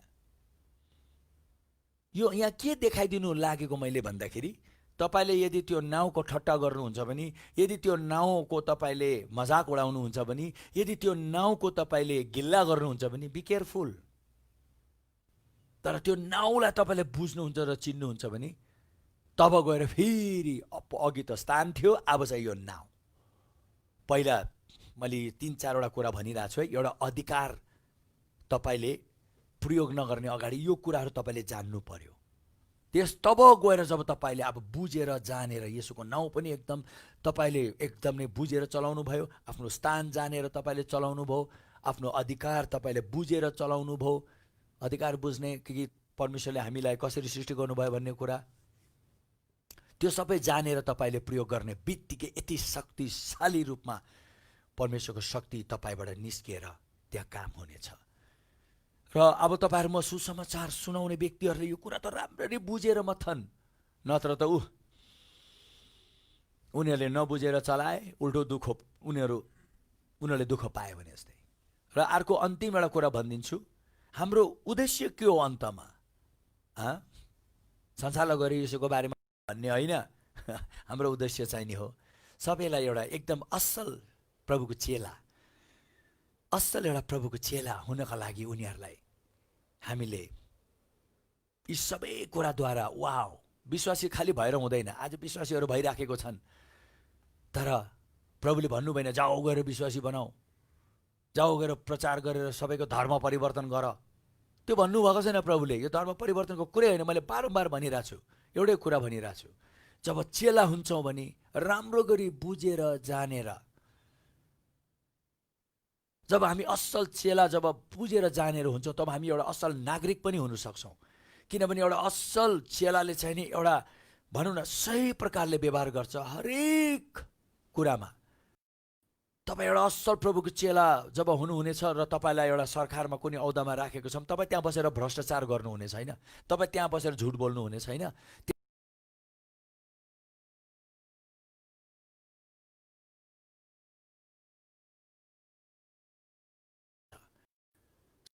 नागरिक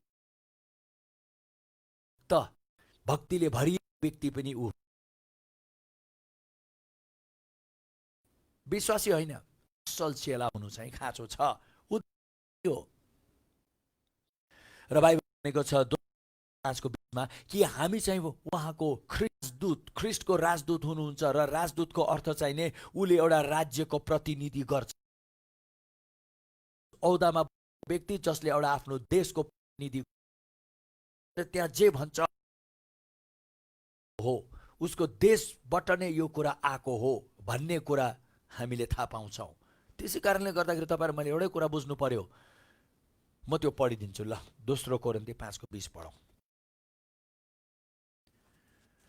हामीले यो सुन्नु चाहिँ 2 Corinthians 5, 2 Corinthians 5, that we are the ambassador of Christ. Verse 20, 20 पद। Now then, we are ambassadors for Christ. अब चाहिँ हामी ख्रिस्टको निम्ति उहाँको राजदूत हौ। वाउ,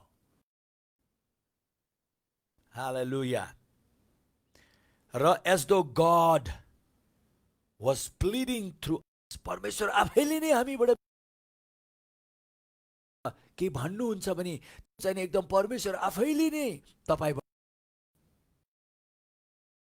रहे झैं तपाईले त्यो कुरालाई प्रस्तुत गर्नुपर्छ। We implore you on Christ's behalf, ख्रिस्टको प्रतिनिधि भएर ख्रिस्टको साटोमा हामी भनिराखेको छौँ, be reconciled to God. Wow, परमेश्वरसितको मिलापमा आओ। परमेश्वर भने कि भागिरहेछन्, डराइरहेछन्। होइन। He is a good father, उहाँ असल पिता हुनुहुन्छ।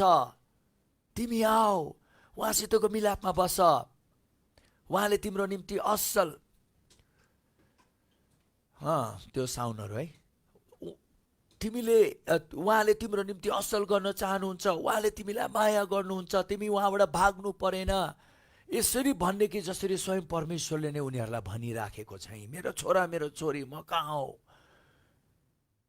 र हामीलाई यहाँ के भनिएको छ कि हामी चाहिँ उहाँको हो त्यस्तो प्रकारको सन्देश लिएर जाने राजदूतहरू हौ। नाउ देन, अब जब हामी उहाँको राजदूतहरू हौ भने, ख्रिस्टको निम्ति हामी राजदूत हौ भने, तपाईँले जान्नुहोस् म त राजदूत हो। म चान्चुने प्रकारले गएर भएन। एउटा राजदूत एउटा फ्याङफुङ भएर त जाँदैन नि। एउटा राजदूत जाँदाखेरि ऊ कसरी जान्छ? उसलाई थाहा छ मैले बोलेको मेरो देशले बोलेको हो। त्यो एउटा रूप धारण गर्नु पर्यो। हाम्रो लक्ष्य त्यो हो, द्याट हामी चाहिँ एउटा राजदूत सम ख्रिस्टको निम्ति। उसले मेरो बोली कति शक्तिशाली छ, मेरो व्यवहार, मेरो बोली, मेरो हरेक कुरा। अन्तमा यो पनि भनिएको छ कि एउटा राजदूतको लाइफस्टाइल, उसको जीवनशैली पनि धेरै गम्भीर हुनुपर्छ। किनभने उसलाई देख्ने बित्तिकै डल्लै त्यो देशलाई देखेको सरह हुन्छ। उसले बोलेको चाहिँ डल्लै देशले बोलेको सरह हुन्छ। उसले गरेको व्यवहार चाहिँ डल्लै देशले गरेको व्यवहार सरह हुन्छ। त्यसै कारण एउटा राजदूत चाहिँ धेरै एउटा यस्तो ठाउँमा सरकार अथवा देशले राखेको हुन्छ। हो त्यसरी तपाईँहरू म पनि परमेश्वरको राज्यको प्रतिनिधि गर्ने हामी राजदूतहरू हौ। म चान्चुने व्यक्ति होइन भन्ने तपाईँले आफूलाई त्यो देख्नु सक्नु पर्यो। हामीले कसरी बोल्छौँ, कसरी व्यवहार गर्छौँ, हाम्रो जीवन गवाई, हाम्रो जीवन कति कुराहरू हुन्छ, त्यसको अर्थ तपाईँ सिद्ध हुनु पर्यो भनेको होइन। आजबाट यो कुरा बुझेर तपाईँहरू म अझै सतर्क हुनु पर्यो। म पनि अझै सतर्क हुन्छु, तपाईँ पनि अझै सतर्क हुनुहोस् कि तपाईँले एउटा कुनै चान्चुने राज्यको प्रतिनिधि गर्नुभएको होइन, परमेश्वरको राज्यको, सारा सृष्टिको मालिक उहाँको राज्यको हामी राजदूतहरू हौ। वाउ, हालेलुया, वाउ। मैले अघि नै भने नि, हामी जब जान्छौँ, हामीले गरेको हाम्रो भनौँ न, हामीले जुन कुराको निम्ति प्रतिनिधि गर्छौँ त्यो अति शक्तिशाली कुरा हो भनेर हामी जानौँ। हामी देख्छौँ नि, देश अनुसारको भनौँ न, देश अनुसारको राजदूतहरू पनि कहिले कहिले हुन्छन्। अमेरिकाको राजदूत भन्ने बित्तिकै एकदम गम्भीरताले हेर्छ अमेरिका, किनभने एकदम नै पहिलो विश्व संसारमा एकदम नै पहिलो एउटा राष्ट्रहरू फर्स्ट वर्ल्ड कन्ट्री भनेर अमेरिका भन्ने बित्तिकै त्यहाँको राजदूतहरूको हरेक कुरालाई हामी अझै गम्भीर रूपले लिन्छौँ। चाइनाको एउटा प्रकारले लिन्छौँ, बाङ्लादेशको हो भन्ने बित्तिकै एउटा प्रकारले लिन्छौँ, भुटानको हो भन्ने बित्तिकै अझै एउटा प्रकारले लिन्छौँ, मालदिप्सको भने अझै एउटा प्रकारले लिन्छौँ। त्यो सबैमा पनि एउटा तपाईँले देख्नुहुन्छ, मैले कसैलाई नराम्रो भनेको होइन, सबैले आफ्नो देशले एउटा राजदूतलाई दिनुपर्ने अधिकार दिएको हुन्छ। तर पनि कहिले कहिले ठाउँ अनुसार पनि, देश अनुसार पनि, राष्ट्र अनुसार पनि फरक पर्छ। किनभने अब त्यस्तै हो, संसारमा कुनै देश अति शक्तिशाली छ, कति देश बल्ल बल्ल उनीहरू अब बल्ल बल्ल उग्रिँदैछन् भन्ने छ। अब बल्ल बल्ल उग्रिरहेको देशको राजदूत र एकदम शक्तिशाली देशको राजदूतमा फरक त भइ नै हाल्छ। तर त्योभन्दा पनि अझै माथिल्लो के छ? परमेश्वरको राज्य। वाव, त्यो राज्यभन्दा अझै ठुलो राज्य कहाँ छ र? अरू कुनै राज्य छैन, किनभने सबै राज्य, प्रधानता, शक्ति सबैको माथि भनेको छ। त्यो राज्यको प्रतिनिधि गर्नेहरू, त्यो राज्यको राजदूत भनेर यहाँ दोस्रो कोरिन्थी 5:20 भन्दछ, now then we are ambassadors for Christ or for the kingdom of God। यो कुरा गम्भीर छ प्रियजन, हो गम्भीर छ। हाम्रो अन्तमा यी एउटा दुईटा कुराहरू हामीले ध्यानमा राख्नुपर्छ। त्यो चाहिँ नि के हो कि हामी यो चाहिँ नि कुनै एउटा सीमित ठाउँको लागि, एउटा सीमित कुनै एउटा भनौँ न, एउटा हाम्रो यो जुन राजदूतको काम छ नि कुनै एउटा सीमित ठाउँमा होइन, संसारको सबै कुनामा, सबै जातिहरू माझमा, सबै देशहरूमा चाहिँ यो परमेश्वरको राजदूतको काम हामीले गर्न सक्छौँ। र हाम्रो भनाइ एउटै हुन्छ कि मानिसहरू एकदम नै उनीहरूले आफ्नो भुल गल्ती देखाउन्, पश्चाताप गरून्, परमेश्वरसितको राम्रो सम्बन्धमा आउन्। हाम्रो काम त्यो हो, हामी राजदूतहरूको काम त्यो हो। र यो जान्नु पर्यो कि हामीलाई त स्वयं सृष्टिकर्ता मालिक परमेश्वरले पठाउनु भएको हो भनी, र यो पनि हामीले जान्नु पर्यो कि हामीसँग उहाँले त्यो कुरा आउन दिनका लागि पवित्र आत्माको शक्ति पनि उहाँले हामीलाई दिनुभएको छ। अब हेर्नुहोस् त, अझै पनि यसलाई अर्थपूर्ण बनाउनुको लागि, झन् पनि मिनिङफुल बनाउनुको लागि प्रभुले भन्नुभयो चेलाहरूलाई, जबसम्म पवित्र आत्मा आउनुहुन्न कतै नजानु। जब उहाँ आउनुहुनेछ, उहाँले नै तिमीहरूलाई मेरो राजदूत हुनका निम्ति त्यो अधिकार, शक्ति, अभिषेक दिनुहुनेछ भन्न चाहनु भएको।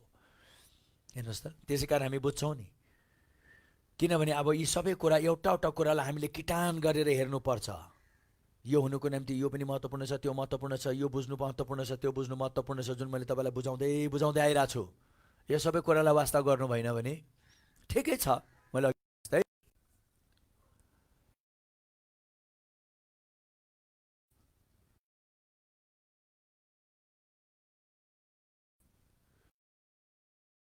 उहाँले जुन प्रकारले कति कुरालाई बुझेर उहाँले काम गर्नुभएको र बल्ल बल्ल उग्रिराखेको देशको राजदूतले उहाँले बुझेर काम गर्नुभएकोमा कति फरक हुन्छ।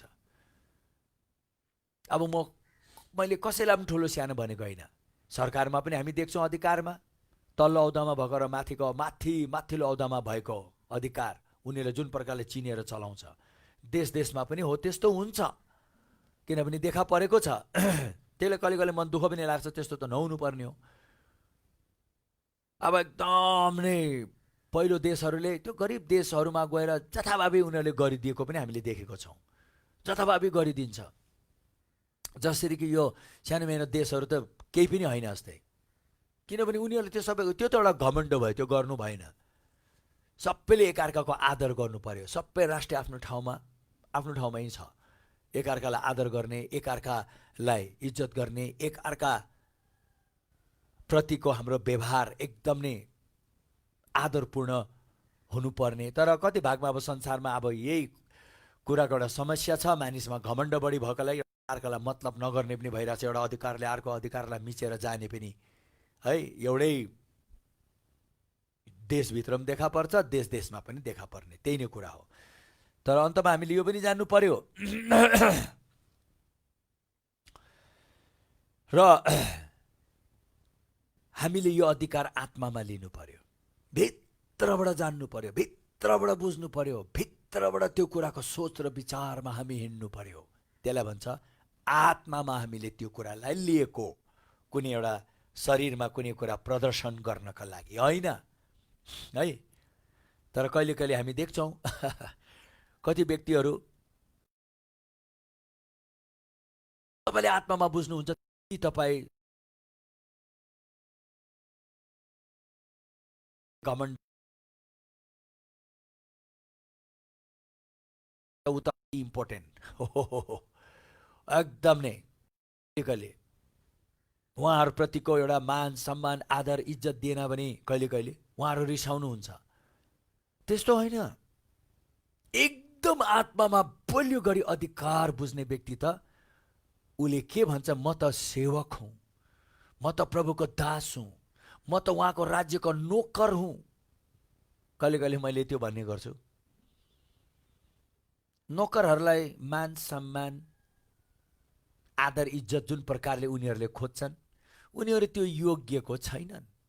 म पनि कति ठाउँमा सेवामा जाँदाखेरि मलाई तपाईँले त्यो ठाउँ दिनु परेन, म यहीँ भुइँमा बस्छु, चल आई एम नट इम्पोर्टेन्ट, म त यहाँ सेवा गर्न आएको, म त प्रभुको दास हुँ, म त नोकर हुँ, भन्नुहोस् म तपाईँको निम्ति के गर्न सकौँ भन्ने मलाई चाहिने त्यो लाग्छ।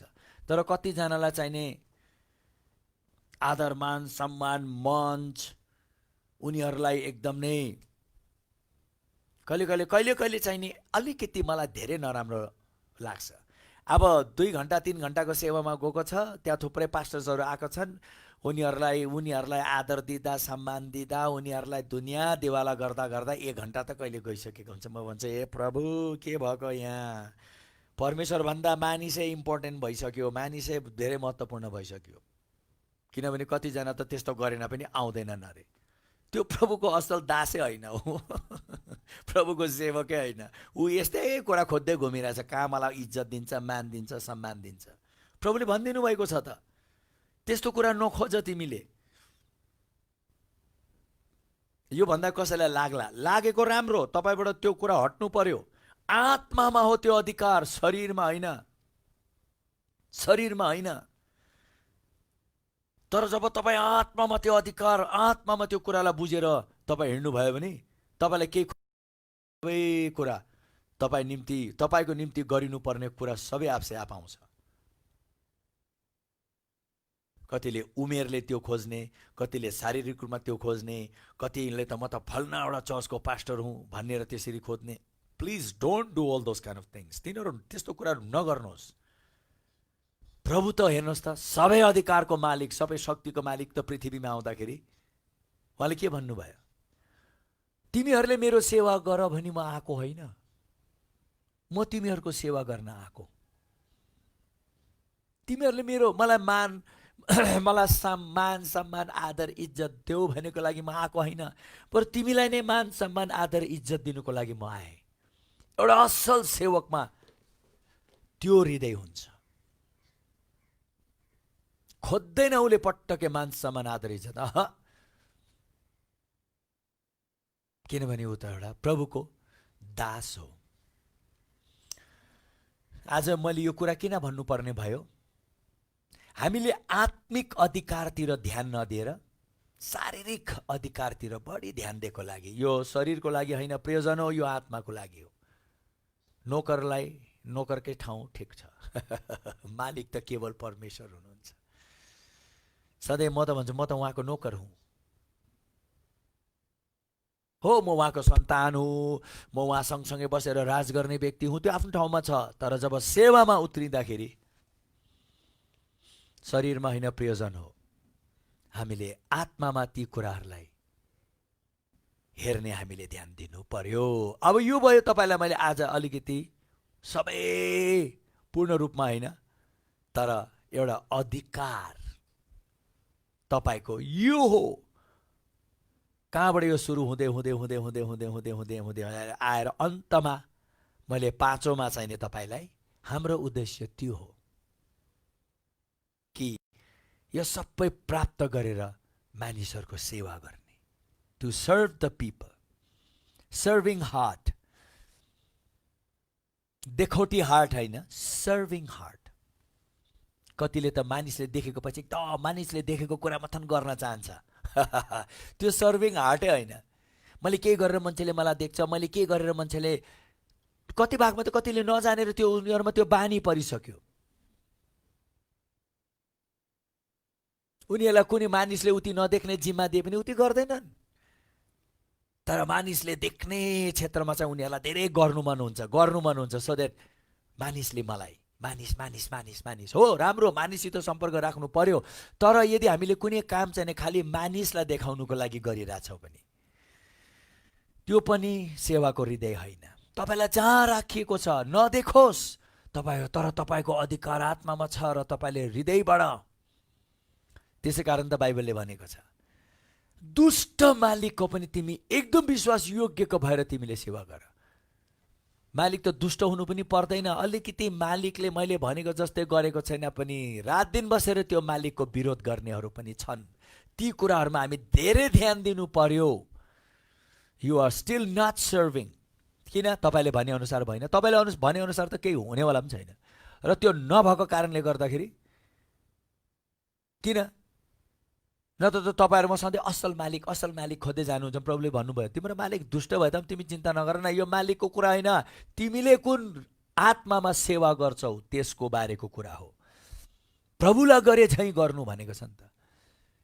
जब तिमीले कसैको सेवा गर्छौ स्वयं प्रभुलाई, यदि तपाईँ कुनै ठाउँमा सेवा गरिराख्नु भएको छ, कसैको सेवा गरिराख्नु भएको छ, कसैको मुनि गरिराख्नु भएको छ भने, यो असल रूपमा यो अधिकारले काम गरेको तपाईँ चाहनुहुन्छ भने म प्रभुको लागि गरेको हुँ भनेर आत्मामा त्यो अधिकार थाहा पाएर तपाईँले गर्नुहोस् त। सायद तपाईँको त्यो दुष्ट मालिक पनि लास्टमा ऊ पनि परिवर्तन हुन्छ होला। तर तपाईँले कम्प्लेन नगर्नुहोस्, नगनगनाउनुहोस्, एकदम प्रभुलाई गरे सरह गर्दै जानुहोस् त। कसले गर्छ त्यस्तो? जसले आफ्नो अधिकार बुझ्छ। त्यसै कारण आज मैले तपाईँहरूलाई आफ्नो अधिकार प्रशस्त मात्रामा बुझाएको छु। Go and serve the world. जानुहोस्, संसारको सेवा गर्नुहोस्। स्वयं तपाईँ प्रभुको सेवा गरे झैँ तब गएर तपाईँले देख्नुहुनेछ, वाउ, तब तपाईँले देख्नुहुनेछ। त्यसै कारणले गर्दाखेरि सेवाकाईको परिभाषा हामीले राम्ररी बुझ्नुपर्छ। मैले चाहेको जस्तै मैले भनेको जस्तै ठाउँमा मैले सोचेअनुसार उनीहरू भएमा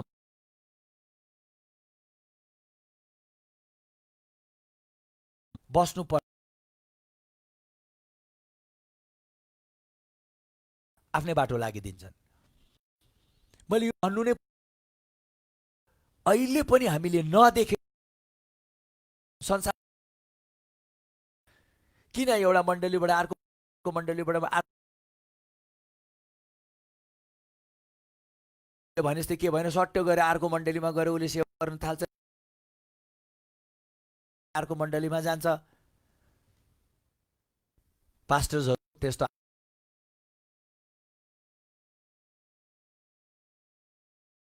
होइन, उसले भन्यो होला थुप्रै कारण भएरै बस भन्नुभएको छ।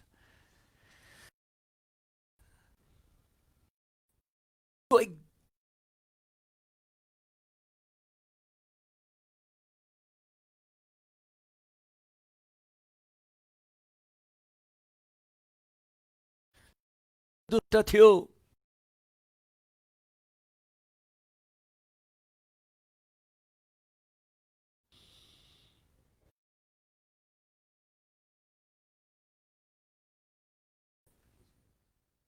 still not okay?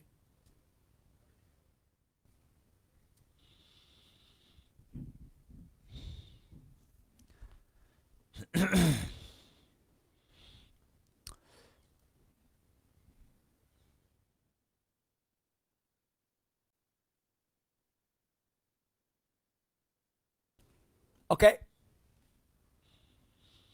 एउटा सानो मेसेज पठाउनुहोस् त तपाईँहरूले, म हेर्न चाहन्छु। अब चाहिँ आएको छ भने चाहिँ ठिक छ लेख्नुहोस् त एकचोटि। म यहाँ पर्खिरहेको छु हेर्नको लागि एउटा सानो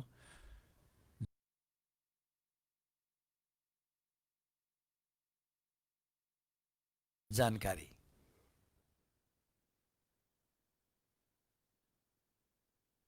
हुँ,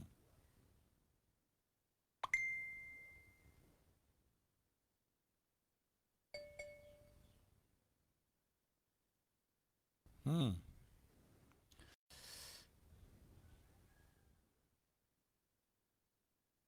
म हेर्न आइरहेछ।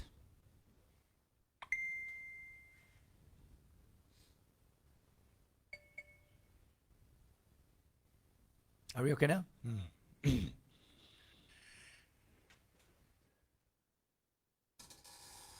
मैले किन हेरेको भन्दाखेरि अहिले यहाँ ताकि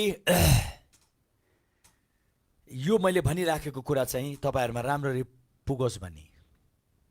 अघि मैले तपाईँलाई भनिराखेको थिएँ, बाइबलमा पनि तपाईँले पाउनुहुन्छ ती व्यक्तिहरू जसलाई प्रभुले बोलाउनु भयो, दर्शन दिनुभयो, अधिकार र अभिषेक उहाँलाई अधिकार दिनुभयो, अभिषेक गर्नुभयो।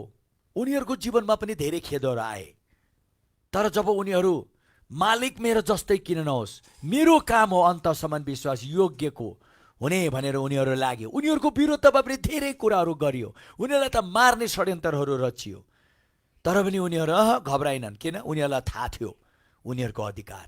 कति भागमा चाहिने आज मैले तपाईँलाई भने नि, कतिजना सेवाकाईमा हुनुहुन्छ, त्यो अधिकार हामीले राम्रो गरी नबुझेको लागि त्यो बुलावट र त्यो अभिषेकलाई कहिले कहिले मैले देख्छु संसारभरि यो अहिले समस्या छ।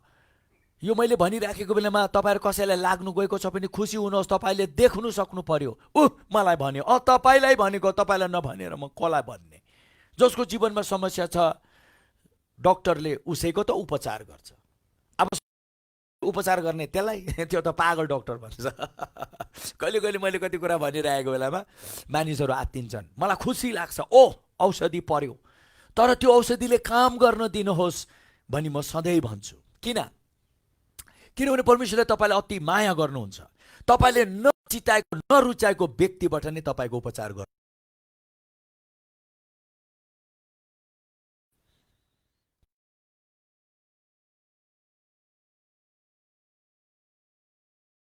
काम गर्यो, मार्नेसम्म षड्यन्त्र रचियो, तर उनीहरू आफ्नो अधिकारमा गर्नुपर्ने कुरा गर्दै गए। पछि गएर शत्रुहरू आफै साइड लागे। आफै साइड लाग्छ, तपाईँ चिन्ता नगर्नुहोस् न, साइड लाग्नुपर्ने कुरा आफै लाग्छ। तर तपाईँको जीवनबाट हुनुपर्ने काम चाहिँ परमेश्वरले गरेरै छाड्नुहुन्छ। आज मैले यो भनेको छु, तपाईँ एउटा मण्डलीमा ठिक लागेन भने अर्को मण्डलीमा ठिक लागेन।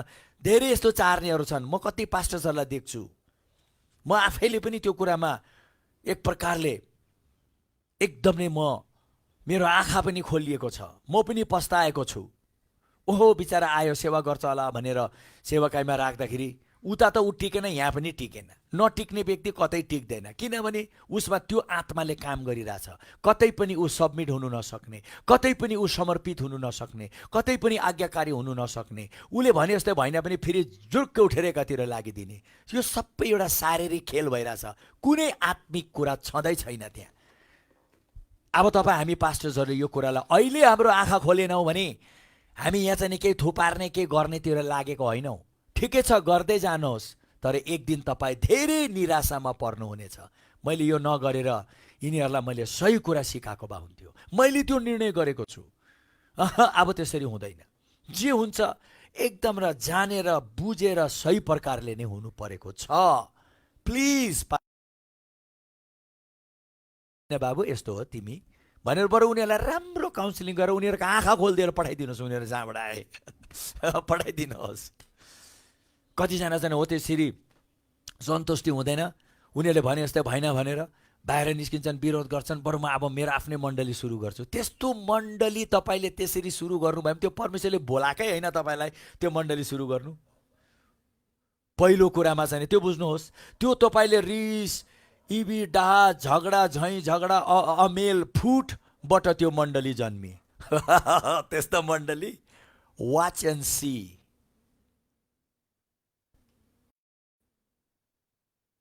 पर्खेर हेर्नुहोस् के हुँदो रहेछ अन्तमा। हुँदैन। जहाँ लडाइँको मैदान छ त्यही विजय छ, जहाँ सङ्घर्ष छ त्यही नै उपाय पनि छ। तर अब हामीले यो बुझेनौँ। आफूलाई हो मान्छु, भुल गल्ती हामी सबैबाट हुन्छ, तर पनि कतिजना त्यसैमा झुन्डिएर जीवनकालभरि बसेर मरेर पनि गएको छन्। प्रभुको अगाडि एक दिन उभिँदाखेरि प्रभुले भन्नुहुन्छ, तैँले केही कुरै बुझेनस्, तैँले सबै तेरै तरिकामा गरिस्। हो, त्यो स्थितिमा मैले तँलाई राखेको थिएँ, मैले त्यो कुरा तेरो जीवनमा आउनको लागि अनुमति दिएको थिएँ, किनभने त्यो कुरामा तँ राम्ररी व्यवहार गरेको भए तेरो निम्ति मैले अझै यो उच्च औदा मैले राखेको थिएँ, तिमी अझै माथि माथि, किन बाइबलले भन्छ पदवृद्धि परम प्रभुबाट आउँछ। तर हामीले त्यो बुझेनौँ, हामीले भने जस्तै भएन, एकातिर बाङ्ग्यौँ टिङ्ग्यौँ के भयौँ। अहिले त यो कुराहरू सुन्दा विचार गर्दा मलाई हाँस पनि उठ्छ। मैले कसैलाई हाँसिदिएको होइन, किनभने कहिले कहिले त्यस्तो लडाइँमा एक समयमा हामी पनि थियौँ, तर प्रभुलाई हामी धन्यवाद दिन्छौँ। हेत्तेरीको प्रभु,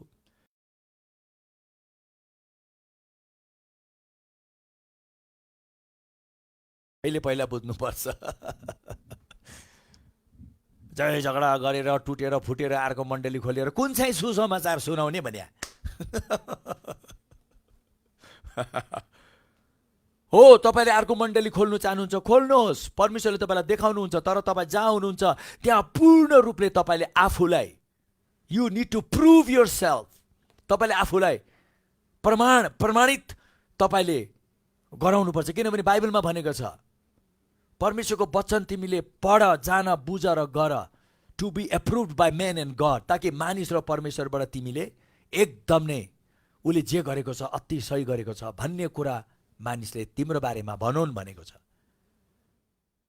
मैले कतिलाई भन्छु, हाम्रै मण्डलीमा भन्छु, तपाईँले अर्को मण्डली खोल्नु मन छ, ठिक छ, गुड, तर तपाईँमा त्यो बोलावट, तपाईँको कति कुराहरू हेर्दाखेरि ऊ व्यक्तिलाई चाहिँ नै प्रभुले बोलाउनु भएको है, उसले चाहिँ सुरु गर्नुपर्छ एउटा मण्डली भन्ने मैले देखेँ भने म स्वयं उसित मिलेर उसलाई साथ दिएर बरु ल हामी पनि तिमीहरू अथवा तपाईँसँग हामी छौँ भनेर हामी भन्ने छौँ। हो, त्यसरी एउटा सही प्रकारले नै सबै काम हुँदै जानु पर्यो। तर रिस, इबी, झै झगडा, डाहा, विरोध त्यो गरेर के खोल्ने? वी आर नट ओपनिङ हो अनदर अर्गनाइजेसन। हामीले अर्को एउटा संस्था र सम्प्रदाय खडा गरेको जस्तै नै हुनेछ, विच वी आर नट, जुन हामी होइनौँ परमेश्वरको मण्डली। मैले अघि भने नि, यी सबै कुरा बुझेको पछि मथन्ने हामीले सेवाकाईको काम गर्नुपर्छ। तलमाथि आउँछ, धेरै आउँछ, कुनै कुरा तपाईँले भने जस्तै हुँदैन, मैले भने जस्तै पनि हुँदैन, तर के गर्ने? हुँदैन भन्दैमा चाहिँ नि अब बाइबलले जे भनोस्, वचनले जे भनोस्, शिक्षाले जे भनोस्, मलाई यो ठिक लाग्यो म गर्छु। आज कतिले त्यस्तो गरिराखेको छन्।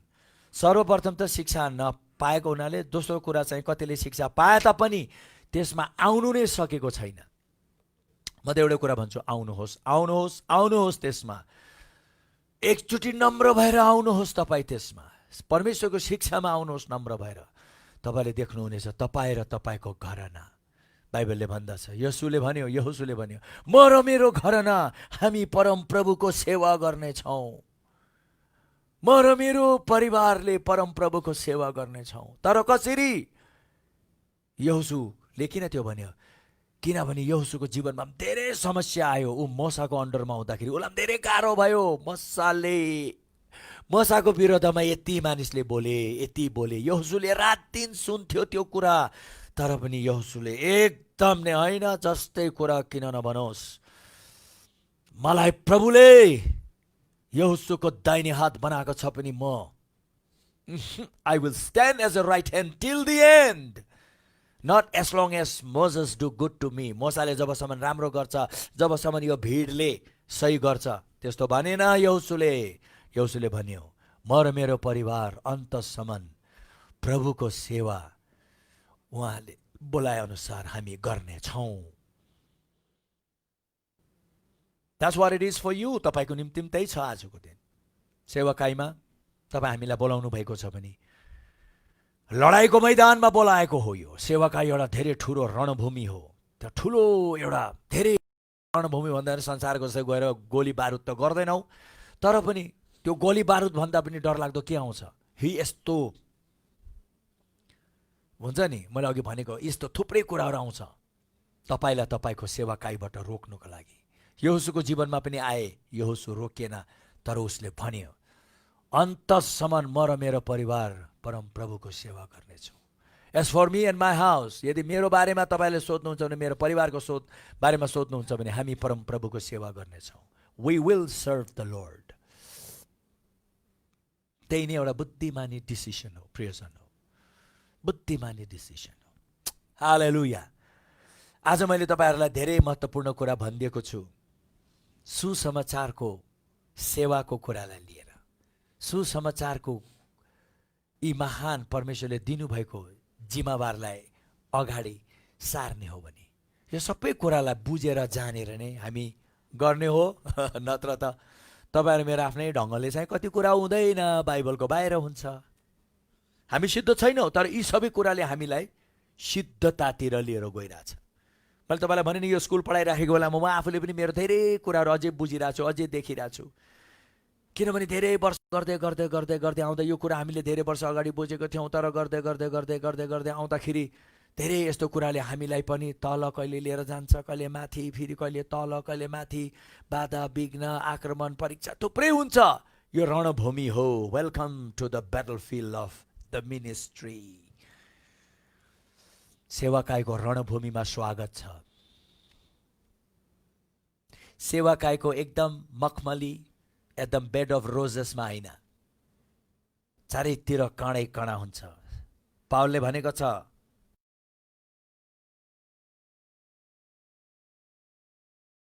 सेवाकाई गर्दै गयो, उति गाह्रो, जति सेवाकाई गर्दै उसलाई त्यति नै आक्रमण आउनु थाल्यो। त्यहाँबाट पछि गएर पावलले भन्यो, यो काँडा मबाट हटाइदिनुहोस्, यो त साह्रै ओभरै भयो भने 3 चोटि प्रार्थना गर्यो उसले।